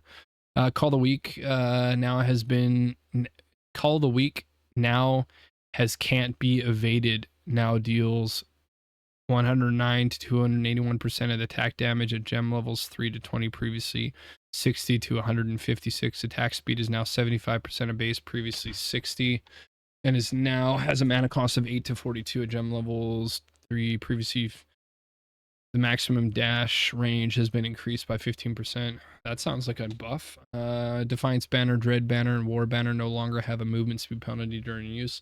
Now have a banner or a base radius of 6 meters previously, so they have. Okay, I had a feeling that they might be buffing. I feel like a lot of people don't really use banners, so I was thinking maybe that they might have been buffing them. Earthquake Aftershocks now deal 184 to 666% of attack damage. Wow. Okay, that's a buff.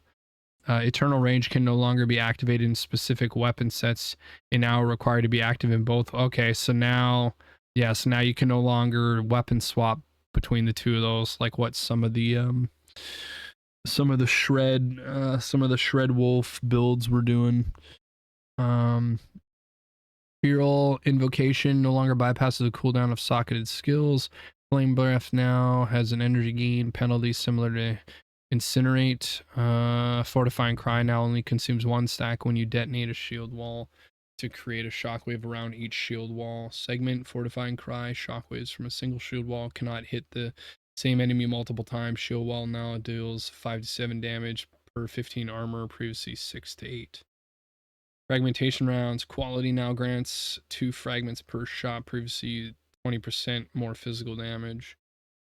This sounds better because now you're getting additional fragments per shot, which will probably, but I mean this is 20% more physical multiplicative, so I mean I guess it would depend on how many extra fragments times the damage if it's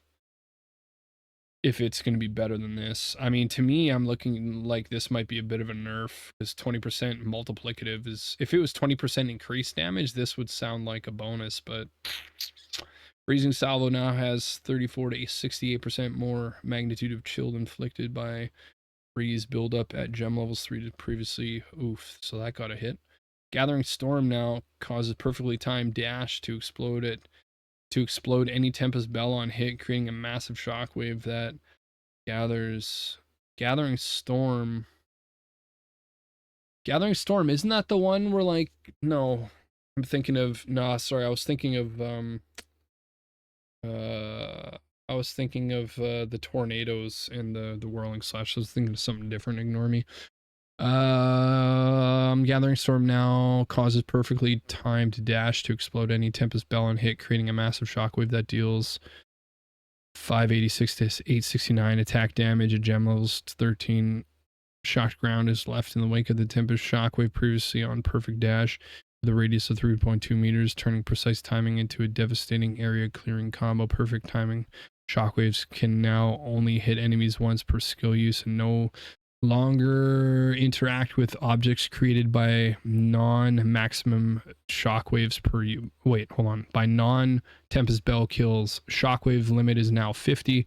Quantity now grants 20% longer perfect timing window, previously 0 to 8 maximum shockwave. Ghost Dance now causes Ghost Dance. The interval between gaining ghost shrouds is no longer a duration. It now has modifiers to cooldown, recovery rate, also apply to ghost shroud, gain efficiency. It also now has when hit, lose a ghost shroud, and regenerate energy shield equal to 2% of your evasion rating per second if you have lost a...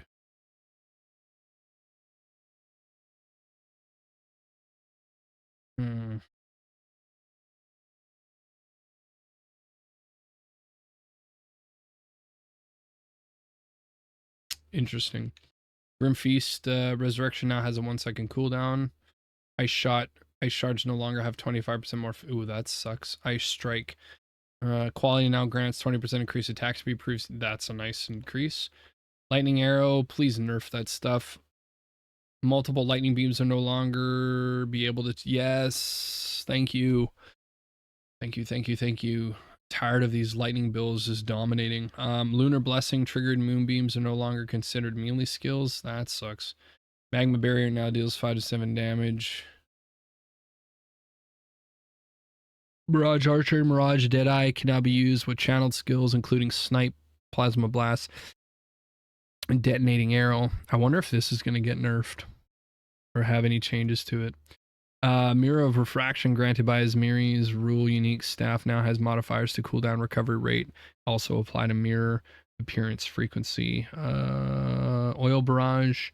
Mana has been reduced by 18%. Empowered Oil Barrage now has a mana cost per second equivalent to the initial mana cost of Oil Barrage. Oil Barrage now deals 10% more damage at all levels, while Empowered Oil Barrage now deals 10% less damage at all levels. Empowered Oil Barrage now consumes a power charge every 1.5 seconds to continue channeling. Previously, every 2 seconds. Parry area of effect skills parry area of effect has been changed to more closely match its animation. No longer has bonus attack distance. Poison Burst Arrow, poison duration now 3 seconds at all gem levels, previously 3 to 4.9. Quality now grants increased magnitude previously, so they've nerfed the poisons as well. It looks like Pounce now has a cooldown of 6.5. Previously 4 to...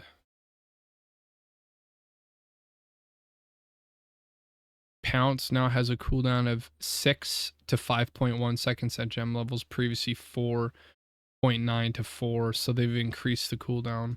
Ravenous Swarm now has modifiers cooldown recovery rate applied to swarm spawn frequency. Rend fixed a bug where lightning charge Rend was scaling twice with levels. The base damage has been increased to compensate. Lightning charge Rend now deals 130 to 405% attack damage at levels. So they've increased the minimum and they've reduced the maximum. Resonating Shield now deals physical damage per 15 armor, previously. Rolling Magma now changed 3 times at gen level, previously at gem level 1, previously 2. Scaling up to chain 5 times at gem level 20, previously 4. Rolling Slam now has a 1 second. Oh, this is huge. This could be game changing. Rolling Slam now has a 1 second to total attack time, previously 1.5. The first slam now deals of damage, previously, so this one, so that's a nerf in damage. And the second slam now deals 150, 450 at the, so the first slam got a nerf in damage, but the second slam got a huge increase in damage. Wow. Shattering Spite, granted by Admiri's Contempt's unique spear, now has 50% less magnitude of damaging elements you inflict, no longer as life leech from explosions with at least 15 bloodstone lance. This, I wanted to test this one last season, which is what originally my that character, my blood mage was, but I ended up doing that fire spell turns to chaos stuff. I never got around to testing the Asmiri unique spear, unfortunately. Shield Wall now deals 5 to 7 physical damage per armor, previously 6, so they did reduce the damage on that. Shred. Volley now grants increased attack speed, so 20% increased attack speed instead of 10% more. That's a hit. Because that 10% more, I think, is worth a lot more than 20%. Snipe, here we go. Is the nerf happening? It looks like it. Now deals 121 to 312 of attack damage, previously 133, and explosion now deals 4 to, okay, no, so the initial attack damage got nerfed, but it looks like the explosion deals a hell of, holy shit. Yeah, it's doing a lot more damage. Ice Blast now deals 3000% of attack damage. Jeez. Yeah, so that got a little bit, that one got a nerf a little bit more high end, but it got nerfed quite a bit on the low end.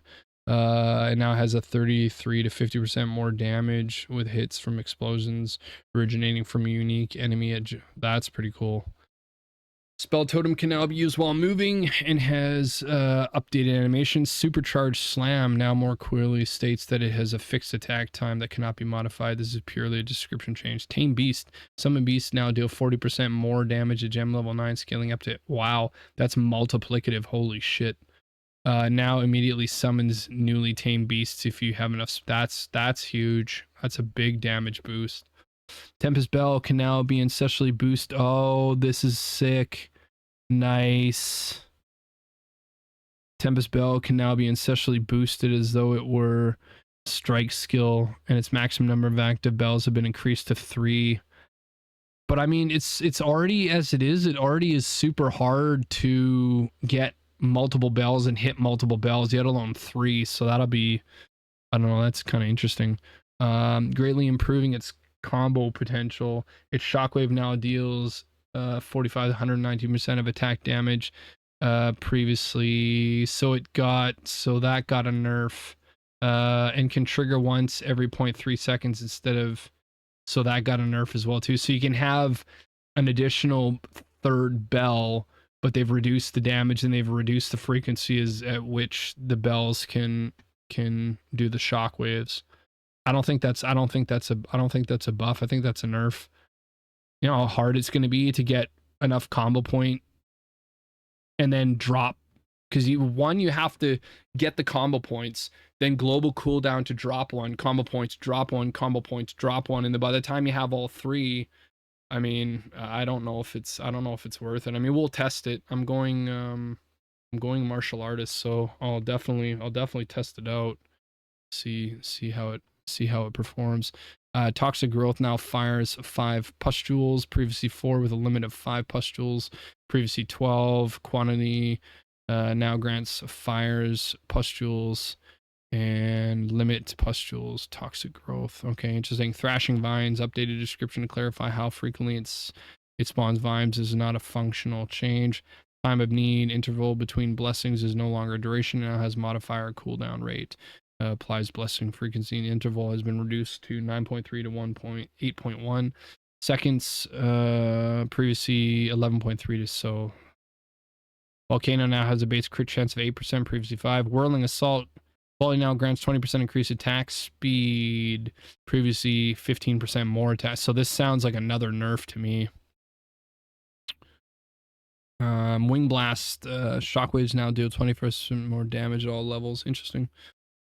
Support changes, Unleash, Expand, Salvo, and Freezing Salvo supports all have the same concept of seals instead of each having their own version. This means standardized rules for seals that all will be consistent for all cases, resulting in some behavioral changes. Supporting grinding seals now consistently all have the same seal category.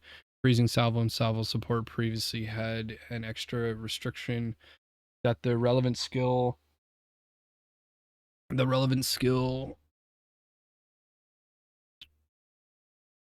where am I?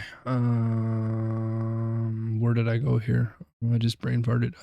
That the relevant skill cannot gain a seal while you were performing that skill. This is no longer the case, bringing them into consistency with other seal mechanics.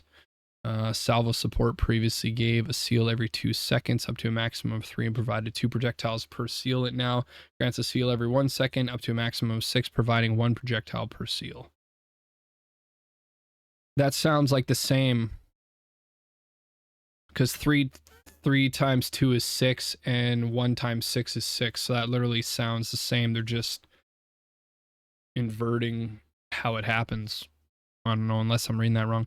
Advancing Storm can now support any storm skill under any conditions rather than only spells you cast yourself. That's huge. That's going to be really good for a lot of people that are doing plants this season.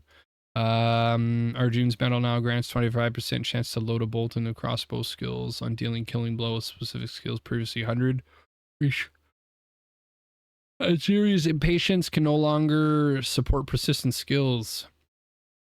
Better's Vengeance, when you freeze a target with supported skills for each 2 rage you have, you and your allies in your presence gain 1% damages cold per 15 seconds, or 15 seconds, previously 1 rage you have per 20 seconds. Interesting.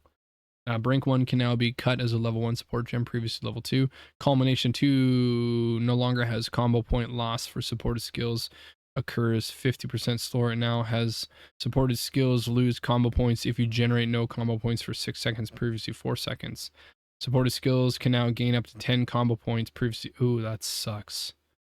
And supported skills now do 4% more damage. So I guess, see, this is literally just the same, because before it was 2% with 20, right?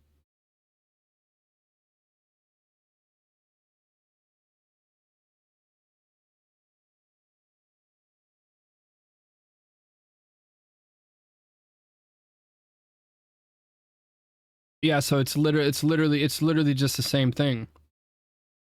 Because gain 10 combo points and 4% more damage. So this makes oh, okay, so it's literally the same thing, but what it actually allows you to do is it allows you to achieve the maximum damage faster. So instead of having 20 points at 2%, which is 40%, you get 10 points at 4%, which still gives you the 40%.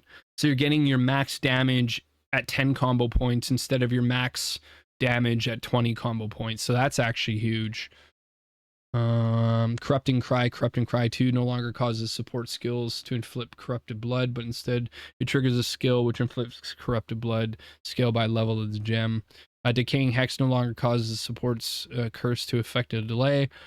Instead, it triggers a skill which inflicts decay scaled by a level of the gem. Dahlia's Desire now grants plus 5% to quality of supported skills, previously 10. So I guess this is going to be to help reduce the buff for the Gemling Legionnaire. I guess this is to make it so that they're not completely overpowered.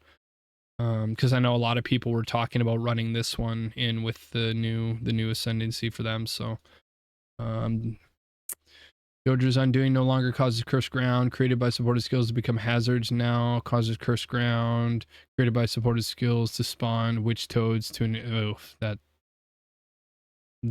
I think the hazard was better. I'm sorry, you guys. Well, I've been up since fuck. I woke up at like 3:30 this morning. I had a hard time sleeping last night, so yeah, I've been awake for a lot of hours. I'm kind of fading here. I'll try to see if I can stick it out and get at least all of these done. We're kind of getting there. I mean, we got a long way to go still, but I mean, we're chipping away. So I appreciate everybody that's hung in there with me. Infernal Legion now grants minions from supported skills take 10% of the maximum damage, life, and fire per second. Previously 20% minions. Supported skills ignite enemies within a radius of 1.5 meters of the base quality damage at 10% of minions life. Previously 20%. Infernal Legion 2 now grants minions from supported skills take 10% of their maximum life as fire damage per second. And minions from supported skills ignite enemies within a radius of 2 meters. Dealing base fire damage equal to 10% of the minion's maximum life, previously 20%.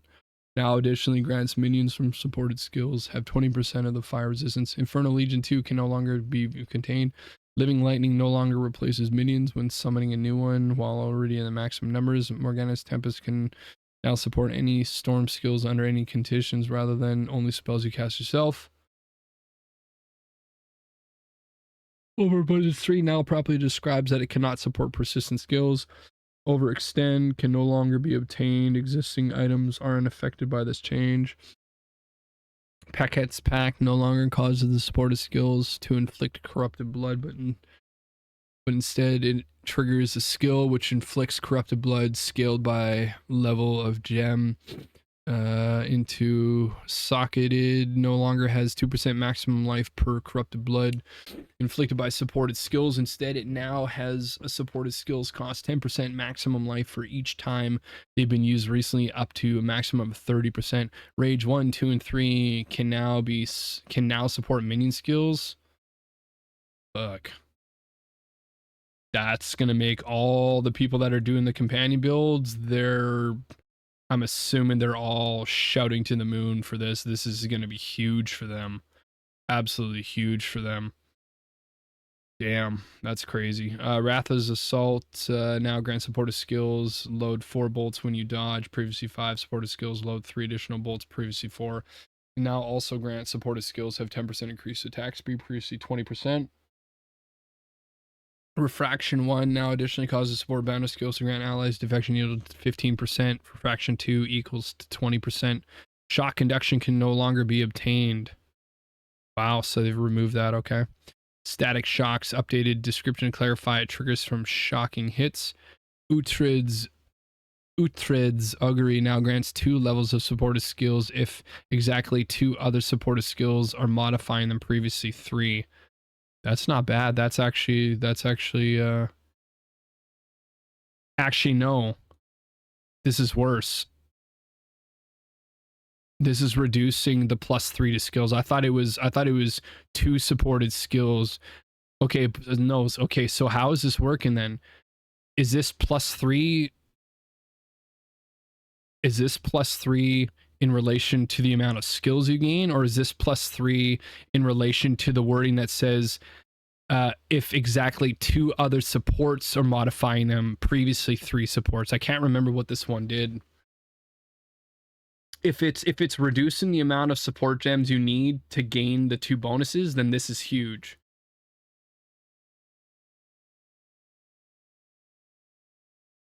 Actually, no, because if you lose the extra support gem to have this, then that's actually a nerf. Either way, I think this might actually be a nerf to this one, actually. No matter how you read it. Because if it's 1 less skill level, it's a nerf. And if it's because before you had to have exactly X amount of support gems. Well, obviously support gems further boost a skill's performance. So if you have 1 less support gem and you have if you have 1 less support gem but you still have the same amount of plus skills, you're losing that synergy. If you have 1 less plus skill and 1 less support gem, you're losing the synergy. So I think that's a nerf. I never really used this one, so I'm not too familiar with it. Uhtred's Omens now grants 2 levels of supported skills if you have exactly 1 other skill modifying them, previously +3. So yeah, I think this is going to be referring to how many skill levels you have, not from how many modifiers. So yeah, so these both sound like nerfs. Volt now grants supported skills, gain 2 voltaic charge per meter traveled. Previously 3 supported skills now also gain 1% of damage, extra lightning damage per voltaic charge consumed. Previously 5% per 10. Unique item changes. Interesting. Okay, here's this one. This one's huge. The Ababerno unique boots no longer grant 10% movement speed and skill speed per dodge roll in the past 20 seconds, and now have increased armor, evasion, energy shield. So that's a 100% increase. And now has your speed and unaffected slows while sprinting, and gain overabundance for 4 seconds. Over encumbrance for 4 seconds when you dodge roll. Existing versions of this unique item can be updated to the new armor, evasion, energy shield values with it using Divine Orb, but will not receive any other changes. The Epeps Supremacy unique focused no longer has 30 to 50% faster start of energy shield recharge rate. Edzuri's unique gloves have been reworked. They now grant increased armor, increased maximum life leech of physical attack damage, and 10% physical damage dealt to your hits cause blood loss. And Valpak, they also grant the Herald of the Herald of the Royal Queen skill. Val Cultivation Orb outcomes on Edzuri Acuity have also changed. Existing items are not affected by this change. I'd be interested to find out what this ability is now. The Herald of the Royal Queen skill. I wonder if that's going to be another Herald buff to add.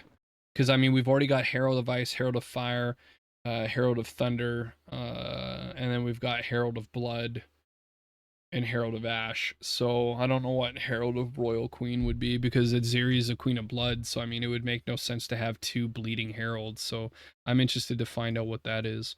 The Syrian Inheritance unique body armor now grants 30% increased energy shield recharge rate instead of 30 to 50% faster energy shield recharge. Black Flame unique ring no longer has enemies ignited by you take chaos damage instead of fire damage from ignites. It now has withered. Inflict also increases fire damage taking ignite. You inflict deals chaos damage instead of fire damage, and Wither does not expire on enemies ignited by you. Additionally has 80 to 100% increased ignite magnitude, previously 50s. This thing sounds absolutely huge. Ignite magnitude and duration modifiers can be upgraded to the new values using Divine Orbs. Wow. So not just worried about doing quality on rings, you can use Divine Orbs to do that as well too. The Blistering Bond unique ring now fires fire damages.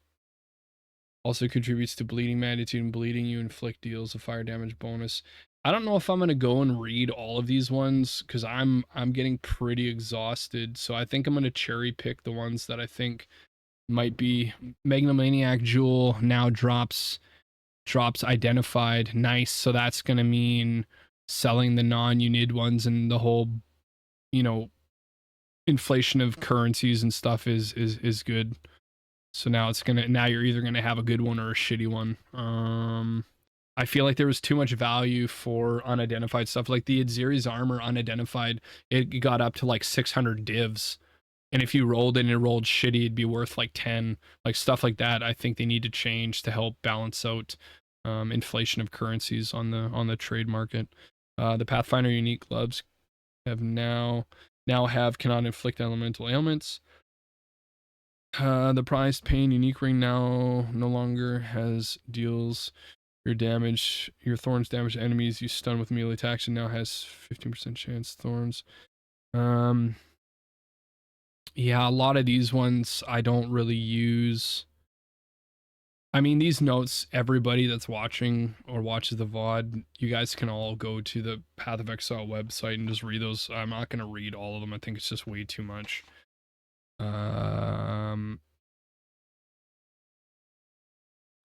Item changes. Greater and perfect currencies have been made somewhat rarer, with transmutation augments being made significantly rarer. Greater orbs of transmutation and greater orbs of augmentation now have a minimum modifier of level 44, previously 55. Now dropped in Act 4. Divine orbs are now more common. So essentially what they've done is they've made divine orbs more common, which means the worth of them are going to be lower. But then they've made the greater and perfect currencies harder to get. So these are going to be easier to attain, and these ones are probably going to be greatly increased in value, like exponentially probably. Especially for end gear crafting, like perfect exalted orbs or prices are going to be through the roof. The corruption outcome that randomizes the numeric value on modifiers on an item beyond the normal ranges now multiplies each modifier base on the current value instead of randomizing the value. What? The corruption outcome that randomizes the numeric value of the modifiers on an item beyond the normal range is now multiplies each modifier based on the current value instead of randomizing the value. I don't know what that means. Sanctifying item now multiplies each multiplier value based on the current value instead of randomizing values. That's huge. That's going to make sanctifying even better to do. That's massive. Because normally sanctifying, what it does is like, it's like it has a chance to like greatly improve a bunch of prefixes or suffixes, but then it has an equal chance to reduce the value of a bunch of them. But this sounds like it has the chance of like increasing the values. Wow. Moment of corruption can no longer be obtained. Oh, there's that. That sucks. So now when you go to corrupt an item, you can no longer guarantee that it's going to do something to the item. So now there's more of a chance of you bricking your items. Yikes. That sucks. Martial weapons and flasks found in the campaign are now more likely to be of higher base type available of that level. Overall number of essences found in the campaign have been increased. So the proportion of these being essences of the infinite have significantly decreased. This will lead to finding more useful essences as you progress. The amount of armor granted by items and modifiers has been increased as you gain higher levels. At 65, you should have approximately 33% more armor, tapering down to 15% at level 80. The amount of evasion granted by items and modifiers have been increased as you get to higher levels. At level 65, you should have approximately 33% more, tapering down to 15%. I wonder if they're doing these multiplicative increases, one to make dodge and armor better. I mean, armor has been garbage this whole time. But I wonder if they're increasing the values that way. If you use ward, it kind of offsets so you don't completely lose all your defenses. Maybe. The amount of energy shield granted by items is now roughly 8% more at level 65 and unchanged at level 80. The Vile Robe, base armor type, base armor existing items will be automatically adjusted, while armor modifiers on existing items can be updated with a Divine Orb. Improve the base weapon range from some martial weapon types. Obliterator bows, implicit modifiers, alternate quality items, plus level of melee skill modifiers to two-handed. Now has a value of +5 at tier 1, previously +7. The lower tiers have also been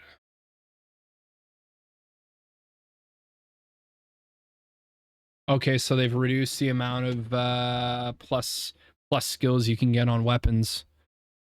Yeah, so they've reduced that, which makes me feel even better about going unarmed hollow palm technique, because you don't use weapons, so plus skills don't benefit you anyway.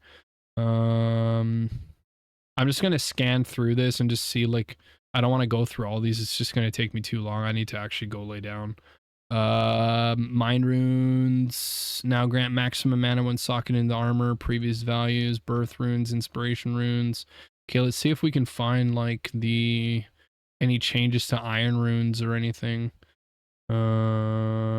These are all just like resistance, strength, stat runes.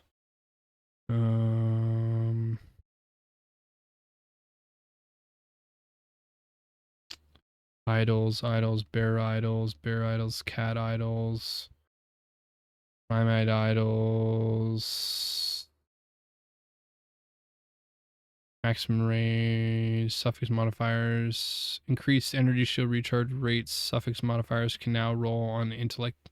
Increased energy shield recharge rate suffix modifiers can now roll on intelligence body armors. Yeah, but I feel like energy shield stuff could always roll on intelligence gear, so I'm kind of confused. The implicit modifier. Yeah, I'm not gonna go through. Increased banner area of effect modifiers on jewels. Yeah, I'm not gonna read all that stuff. The calling strike threshold for normal enemies is now 35%, so that went up. Monster leech resistance now starts at a later level, and values are lower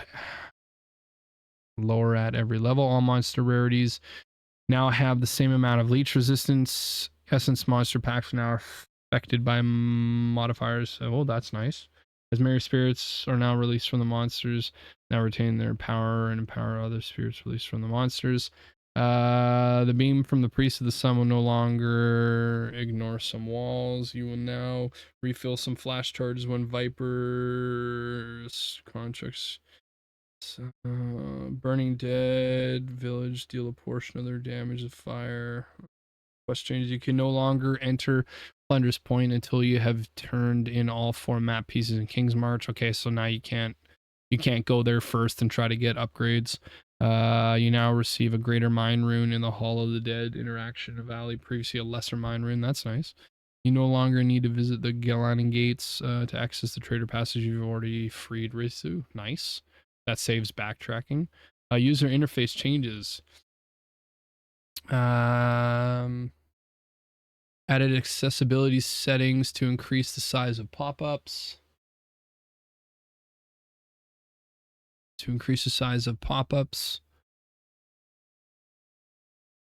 Added accessibility settings to increase the size of pop-ups. These can be found in the UI section. Added a dedicated keybind for dodge roll, which will not cause the player to sprint when held down. This keybind is unbound by default. Added a show only available option to hideout decorations. I like that. For players using clicking to move while channeling a skill that can be used while moving will no longer interrupt channeling. This is going to be really good for the monk. That's going to be huge. Cause like, I mean, for people that like, I've tried to use the WASD, and I can't do it. Like, I'm not good with it. So for me, using the mouse for the movement, is the way to go. But the problem is, when you go WASD, because you don't have to click to move and hold the button down to do channeling, you're able to move and channel, whereas now when you're clicking, now you can actually, like for instance, when I was trying to do, what was that, resonating shield, it was very difficult to try to click to move and then try to hold the resonating shield as well, unless you bound it to, one of your mouse buttons, but it wasn't functional. So now it sounds like it's an improvement for that. Per player, improved visual clarity, load times, and performance. Improved visual clarity, load times, and performance on Acts 1 to 3 world maps. Additionally, they have been made to more accurately reflect the in-game directional of area layouts. I've been saying that for a while, that maps need to have directional layouts in Acts. Because it's like you look at like a map and it's like your quests tell you to go this way, but it's like the actual zone that you're in, you go the opposite route to get to where you want to go. So that sounds like that's an improvement. Skill information pop-outs no longer have modified stats at the top of the panel. They're shown in blue. Notifications notifications that show when an item in your merchant shop is sold now displays a different message when the sold item is in a different league. The reroll button and ritual now pulses. Empowered minions. Augment stash tabs have been updated, now has 5 sections. The augments stash tabs. Which one is the augment stash tab? I'm confused.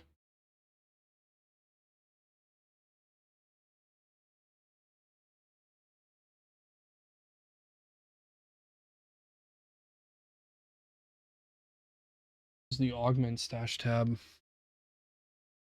Yeah, this was my so I'll quickly, because I never really played this character much on stream, but yeah, I'll quickly showcase this one here. Why isn't it letting me click the thing here?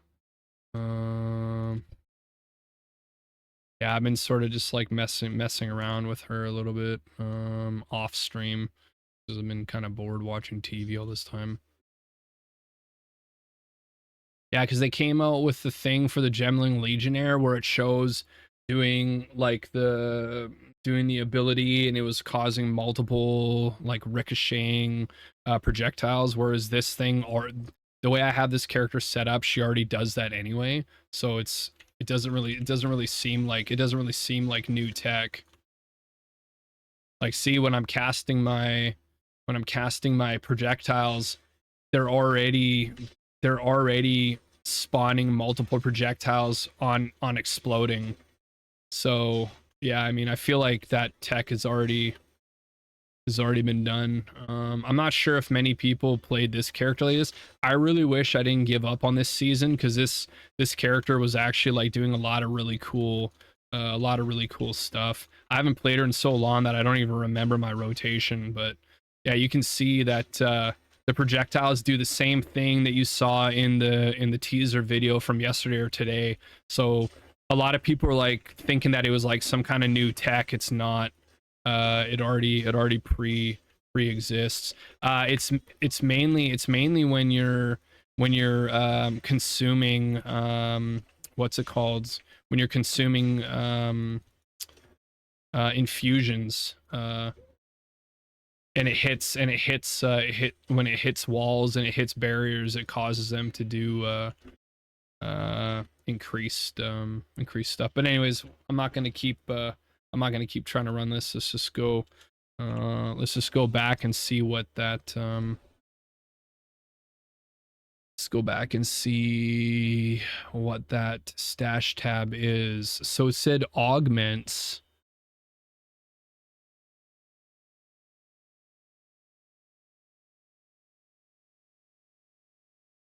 So which one is considered the augments tab? It's not Delirium, it's not Essence, it's not Rituals. So which one is considered the augments tab? I'm confused. Which tab in PoE2 is the augments tab? Augment stash tab previously returned. Oh, okay. So they've changed it. So instead of it being the socketable tab, so that's the one that's got all the runes. So now it's called an augments tab. Okay. Okay, that makes sense now. Okay, so where was that one? Where did that one go? The augments tab has now been updated to now have 5 sections. But what does it mean, 5 sections? Like, does that mean like now all of the idols and stuff are going to properly go in there with the runes? Like, what else is going to be going in the section, I wonder? Interesting. Mark an enemy now shows the mark on their life bar. Maximum rage loss, increase maximum character limit of each text box. What? Increase the maximum character limit of each text boxes to 2. Oh, when you're sending messages. Copy an item as text, searching.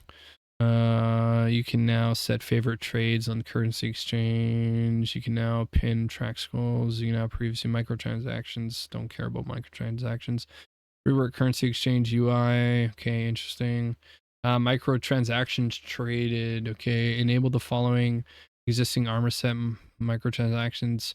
Okay, nice. So this is going to be, okay, I'm not going to read all these. So essentially what this is going to be is this is going to be all of the PoE 1, not all of them, but a lot of the PoE 1 microtransactions.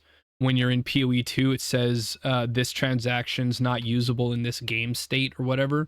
So it looks like they've gone and made it so a lot of the are going to be usable now in PoE 2 instead of just PoE 1, which is good, because all of the PoE 2 transmogs they made usable in PoE 1, which I thought was kind of strange. I feel like this should have been a day one thing that all of these things work, but they've done it now, which is fantastic. So thanks, GGG. Bug fixes. Fix bugs where life flasks cannot always be used. Fix a bug where ritualistic ritual sacrifice skills gain cooldown. Fix a bug where pounce was providing additional mark effects. Fix an issue, Mirage Archer. Fix an issue, certain socketed skills. Mirage Archer, Devour. Yeah, I don't think I'm gonna go through all these. There's so many bug fixes. I'm just gonna try to see if I can scan through some that's gonna pertain to anything to do with like the monk. Glacial Bolt doesn't matter. Tactician Cannons, Melting Maelstrom. Stats giving projectiles, hammers, Forge Hammer Slam. No. Dahlia's Desire, Armor Notable. Shockwave. Oh my god, there's so many bug. Yeah, I'm not going to go through all these bug fixes. I think it's just going to be way too much to go through. On the next stream I can come back and go through these again, but yeah, there's way too many bug fixes. This one's interesting. Fix a bug where projectiles were ignoring ice crystals created by frozen locusts. This is perfect because this is going to be one of the skills I use at League start. Probably the second skill I'm going to be using. What else do we got? Channeled skills can be interrupted by other channel skills. Fix a bug where channel skills could not be interrupted by other channel skills. Precursor tablets. Fix a bug where bosses. Actually, where are we right now on the patch notes? We're almost done. So you know what? I will read these bug fixes then, because this is the end of the patch notes. So yeah, I'll read the bug fixes and then I'll call a stream. So we got the bug. Where were we? Bug fix caused Devour and Feral Invocation to not interact correctly. Fix a bug where minion instability did not bypass last gas. Fix a bug where thunderstorms could be created out of bounds. Interesting. Fix an issue where Holopalm technique was not providing its bonuses to most skills that could be used with any martial. This is a huge one. This is massive. Fix an issue where Holopalm technique was not providing its bonuses to most skills that could be used with any martial weapon. Holopalm technique now replaces your unarmed base damage for affected attacks rather than adding damage on top of base unarmed damage.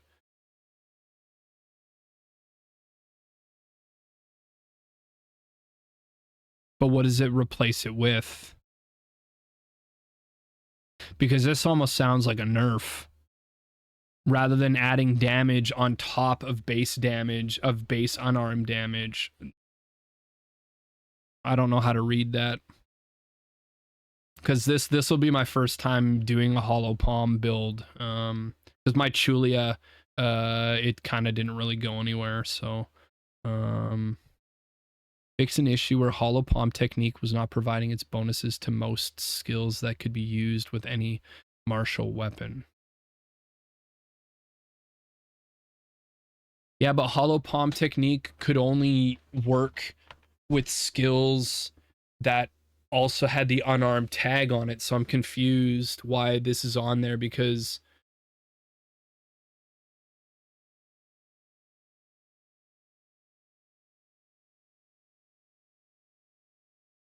was not providing its bonuses to most skills that could be used with any. But see that's the thing, is Holopalm technique, you had to be unarmed. You couldn't use a quarterstaff. So why would it be applying skill bonuses to any martial weapon, first of all? Because you can't use Holopalm technique with maces.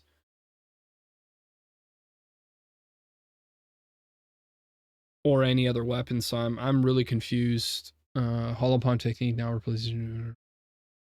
Weird. Fix a bug that could cause modifiers to oh, interesting. Fix a bug that could cause modifiers to unarmed critical hit chance to not be applied to displayed critical hit chance on the skill information. That's good to know. Fix several issues with mechanics that make modifiers to number of projectiles apply to other values instead. Fix some cases where some stats giving chances for additional projectiles didn't apply to skills like rain of arrows that use number of projectiles to determine a number of things to place. Fix some cases where some stats for additional chains didn't apply to beam skills. Fix bugs where benefit quality provided to Comet were not functioning.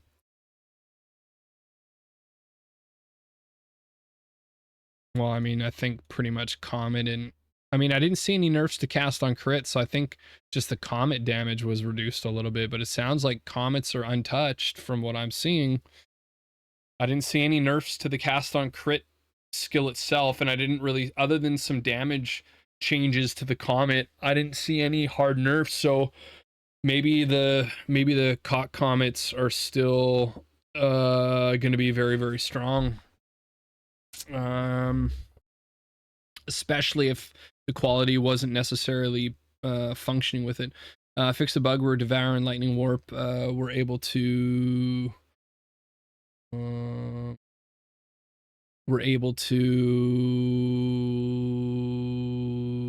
devour or explode some corpses they shouldn't. That's a good fix. Poison spores supports did not evaporate. Did not did not have appropriate vendor and asynchronous trade prices. Okay, so I guess that's talking about like selling to the vendor, I guess. Fix a bug where burning inscription support would create ignited ground around a monster instead of the type of runic inscription. Fixes bugs where the low tolerance passive skill was incorrectly described as increased effect on poison magnitude. Fixed a bug where Arctic Howl could empower you in human form while using echo. Ooh, fix a bug where Arctic Howl could empower you in human form while using echoing cry. Interesting.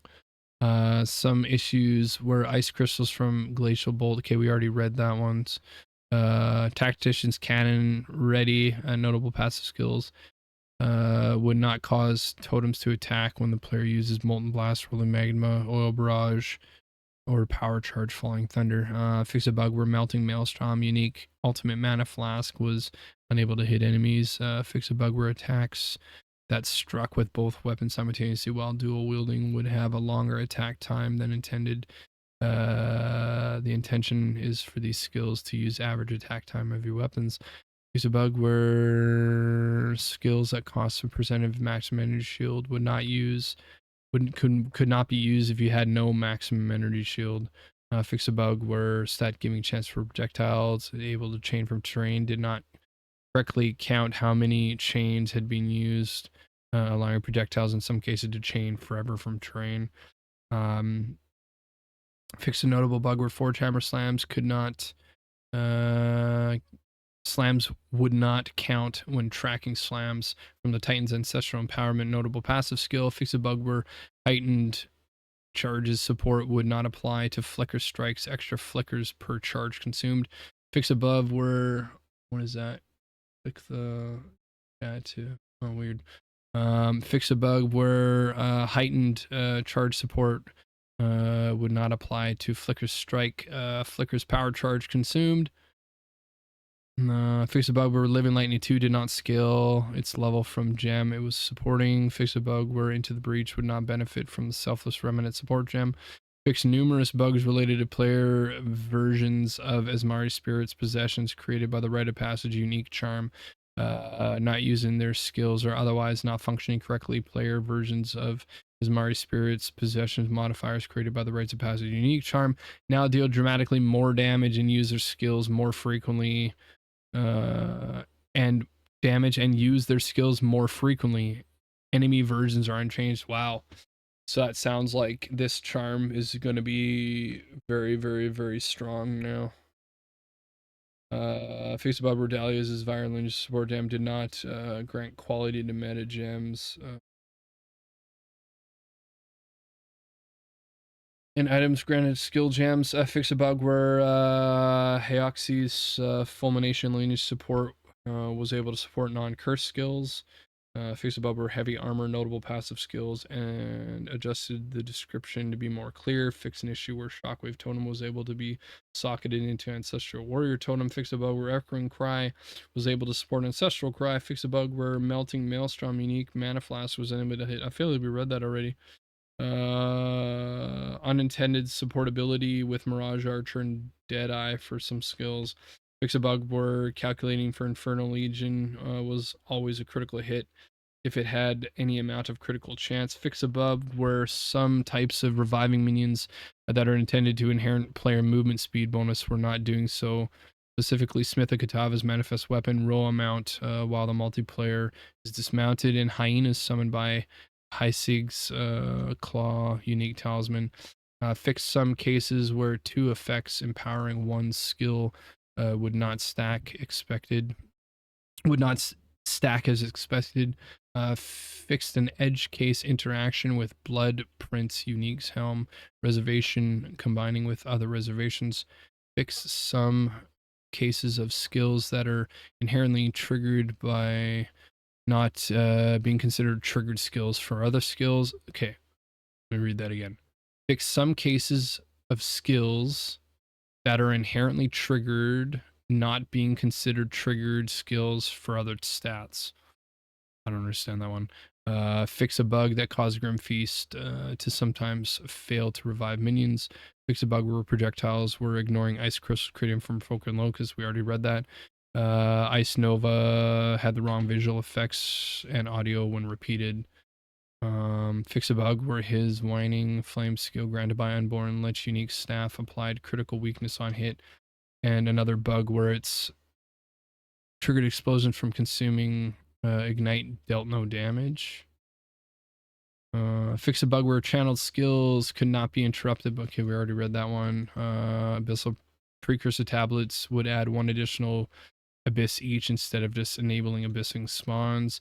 Fix a bug where negative toughness did not apply more damage taken to the target. Now negative value of toughness will apply an equal amount of more damage taken effectively. Each 100% of toughness halves the damage a monster takes, and each minus 100% of toughness doubles the damage a monster takes. That's good. Fixed a bug that caused players to be unable to respawn if they died to Aziri, the Red Queen, or Zippocado, the Royal Architect in party play. Fix a bug where bosses could occasionally push players out of their area. Rude. Yeah, I've had that happen a couple times. Fix a bug which prevented the Iron Count from using his sword impale skills. Fixed a bug which prevented the Iron Count from using his sword impale skill. Fix an issue that prevented Loaded Miller's backhand swing from being able to be blocked, parried, or evaded. I mean, just dodge roll it. Fix a bug that caused the same boss skills to be unable to target player minions. Fix an issue which caused abyssal pits to sometimes not close. Oh, that's the one where, like, if you die in the pit or whatever, the opening still shows open and you can jump into it, but then it kicks you out. Fix a bug where increased chance for maps to contain summoning circles was instead providing base chance for maps to contain a summoning circle. Fix a bug where rogue exiles had higher maximum infusion count than intended. Fixed an issue where the boss arena force field could sometimes fail to be removed in the stronghold map after defeating the boss.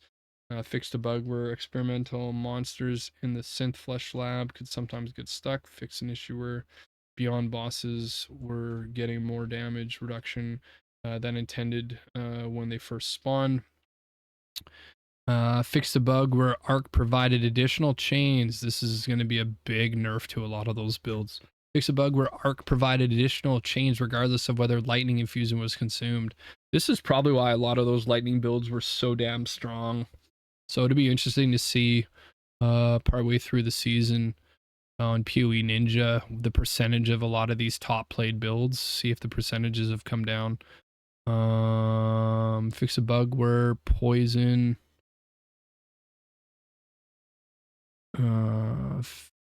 Fix a bug where poison on critical hit modifier on that exact site's unique helmet did not apply to critical hits with thorns damage. Fix a bug where reloading or switching ammunition with a crossbow was considered an attack. Fix a bug where many bleed chance modifiers did not apply to thorns damage. Fix a bug where certain triggered skills could generate energy. Fix a bug where the prism of belief unique jewel could roll modifiers for solar orb. Fix a bug where stoicism support was able to support non-attack skills. Fixed an issue where Volt support incorrectly had the channeling tag. Fix a bug where Iron Ward's Nova wasn't correctly affected by astral projection support. Fix a bug where Lightning Warp was prioritizing selected targets instead of cullable enemies on ball lightning projectiles. I had so much problem with this on my Lady Thor build with trying to get the Lightning Warp to hit the balls. It was really bad, so that's good. Fix the bug where passives that granting increased area of effect of ancestrally boosted attacks were actually multiplicative, so that sounds like that's a nerf. Fix a bug where blink, parry, and raise shield were not counted as skill uses. This also fixes a bug where parry, raise shield did not count as channeling. Fix a bug where surpassing chance to fire an additional arrow could cause lightning rod arrow to fire an incorrect location. Fix a bug where you could be placed at an incorrect checkpoint when respawning after dying to some bosses. Fix a bug where corrupting essences could sometimes remove the essence. Fix a bug where minions and essence monsters packs did not have their stats increased due to being a part of a rare pack. Fix a bug where delirium fog would visually continue to spread while the game was paused. Fix a bug where items without modifiers could appear in low-level ritual encounters. Fix a bug where you could not open a portal in the boss arena to the creek map after killing the boss. I don't ever remember hitting that one. Fix an issue where roving wisps encounter in the Courier Village. Yes, finally they fixed this quest. This was such an annoying side quest to try to do because like you could never complete it. Like literally you could never complete it. And that's going to be this one here. Just because we're almost done with the patch notes, I'll quickly log in and show you guys for visual reference which one that is. It's the one question mark on the map that nobody is ever able to complete. So if you go to your interlude, it's going to be in the third. What's all the interlude? So it's going to be this one right here. Nope. This one right here, Roving Wisps. I knew it was one of them. But yeah, this one here. This is the one that you can never beat. So now it'll be interesting to see what happens when you beat this, what it's going to give you for a reward. Now that that's there, so that'll be interesting. Fix an issue where summoning circles block projectiles after the boss is defeated and they crumble. Fix an issue where shrines were difficult to highlight when surrounded by enemies. Yes, this is a huge problem. Especially if you're in really dense maps and you're trying to run through the mobs and click the shrine to be able to use that as like either defensive layer or an offensive layer. Oftentimes you're trying to like click on the shrine and you end up manually clicking, the mobs. So that's a huge win. Fix an issue where you could be desynced when walking near the Tree of Souls after freeing the hooded one in Growwood. I've never seen that before. Fix a bug causing a player to visually move away from the center of the screen when slowed while in werewolf form. Never seen that. Fix an issue where the following quests wouldn't complete if you left the area before the boss had finished their death animation: Shrike Island, Island of Kin, Wakapaku Island, Abandoned Prison. Fix a bug where soul core ultimatum encounters could be completed using a single soul core. A rare issue where there wasn't a small soul core available to use for the first stone altar in Joaquin's Mechanarium. Yeah, exactly. Fix a bug when we implemented a bug, but introduced bugs upon fixing other bugs so that you can fix a bug to complete another bug when fixing a bug. Exactly. I mean, I don't even know why I'm reading all these. There's so many. What did I get myself into here? Fuck, now I've lost where I was. Shit. Oh no. Fuck, where was I? Oh, this one here, the Shriek Island. Fixed a bug where Soul Core ultimately fix a bug where Soul Core. Where was I? Fix a bug where Soul Core ultimately encounters. Yeah. Fix a where small Soul Core. Fix an issue where the Abyss World map icon a Nakagagu failed to complete when completing the corresponding abyssal depths.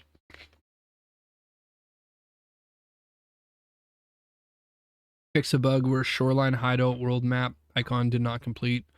Fix an issue where ground effects could display incorrectly in Path of Mourning. Fix an issue where certain sources of player movements would sometimes cause the player to move in a slightly different direction from what was intended. This was particularly noticeable when using a controller and with skills that have inbuilt movement such as dodge, roll, and melee skills. Fix an issue where parry description did not state that all hits can be parried, instead just mentioning strikes and projectiles. Fix an issue where Varashta's Blessing lineage support gem did not state it does not modify the skills of minions. This is purely a description change. Fixed an issue where Herald of Blood incorrectly state that its damage was based on maximum life and now correctly states that its damage is based on blood loss. Fixed a bug where various hit sound effects were playing too loudly from party members. Yes, this was another annoying one. Fix a bug that would prevent the audio cue for energy shield being depleted from playing if the cause of depletion was damage over time.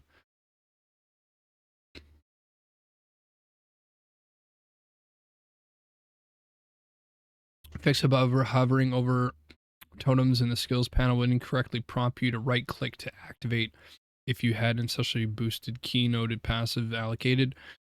Fix a bug where items that could not have Fix a bug where items that could not have an exalt orb applied to them were incorrectly highlighted when you went to use an exalted orb.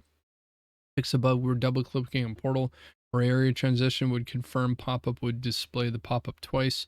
Fix an issue where boss health bars would be visible inside the Atlas screen. Fix a bug where your friends list could sometimes appear blank on a PlayStation after experiencing a crash. Fix a bug where the uncrafted variants of Grip of Kulamak could not be stored in the unique stash tab. Yes, this is one that I noticed as well too.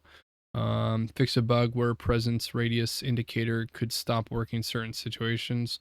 Fix a bug where unsupported character glyphs was showing in the thousands place for certain locales. Fix a bug that could cause skills granted by Ascendancy passive skills to be hidden from the list of applicable skills when cutting a support gem.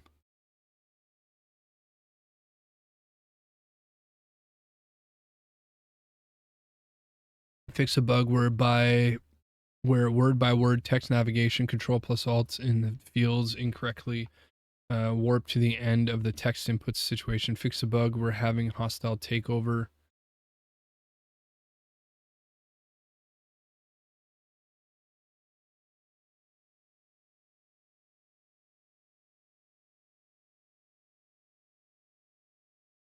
so bright. Fix a bug where bulk move action wasn't available in the market earnings page while playing with a controller. Fix a bug where players revive inside other objects would not be moved to safety. Fix a bug where you could not select always attack without moving some skills. Fix an issue where disabling the crossplay setting when playing on console will carry across when you logged into an account on PC. Fix a bug where couch co-op players trying to join a public party would be refused if the party only had just enough space for them. Fix a bug when playing in I don't even know what couch co-op is. Is that like if you're playing and you're playing on a TV and the TV is split side by side? So if you're playing like one account, you can play on the same couch and do like split screen. Like, is that what couch co-op is? If player 2 created and entered a map, okay, yeah, that makes sense. Yeah, that's exactly what it is. Fix a bug where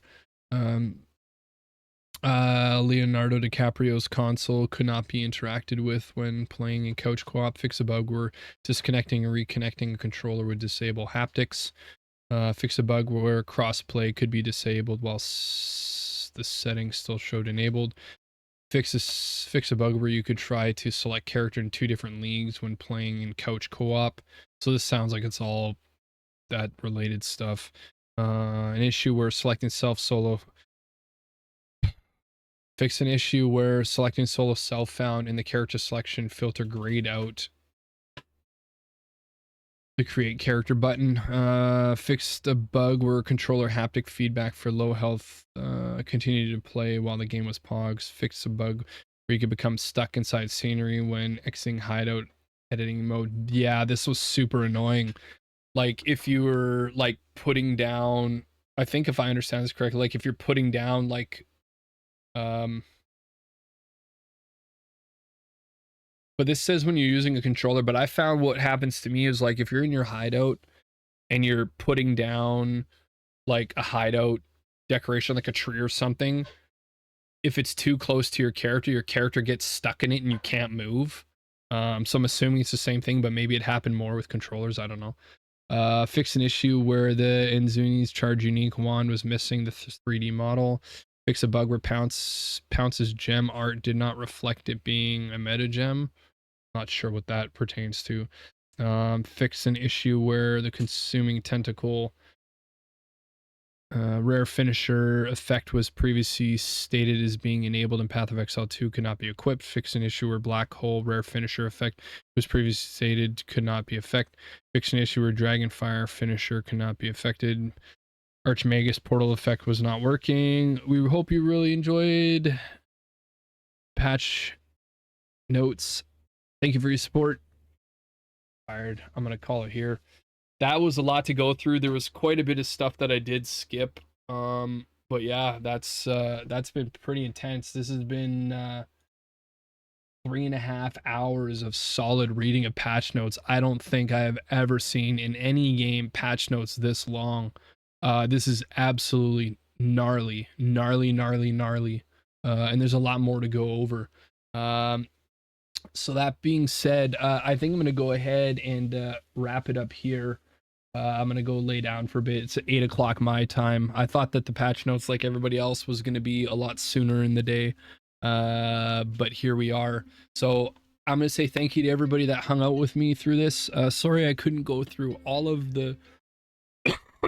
Sorry I couldn't go through all of the patch notes in ultimate detail. But we got through it.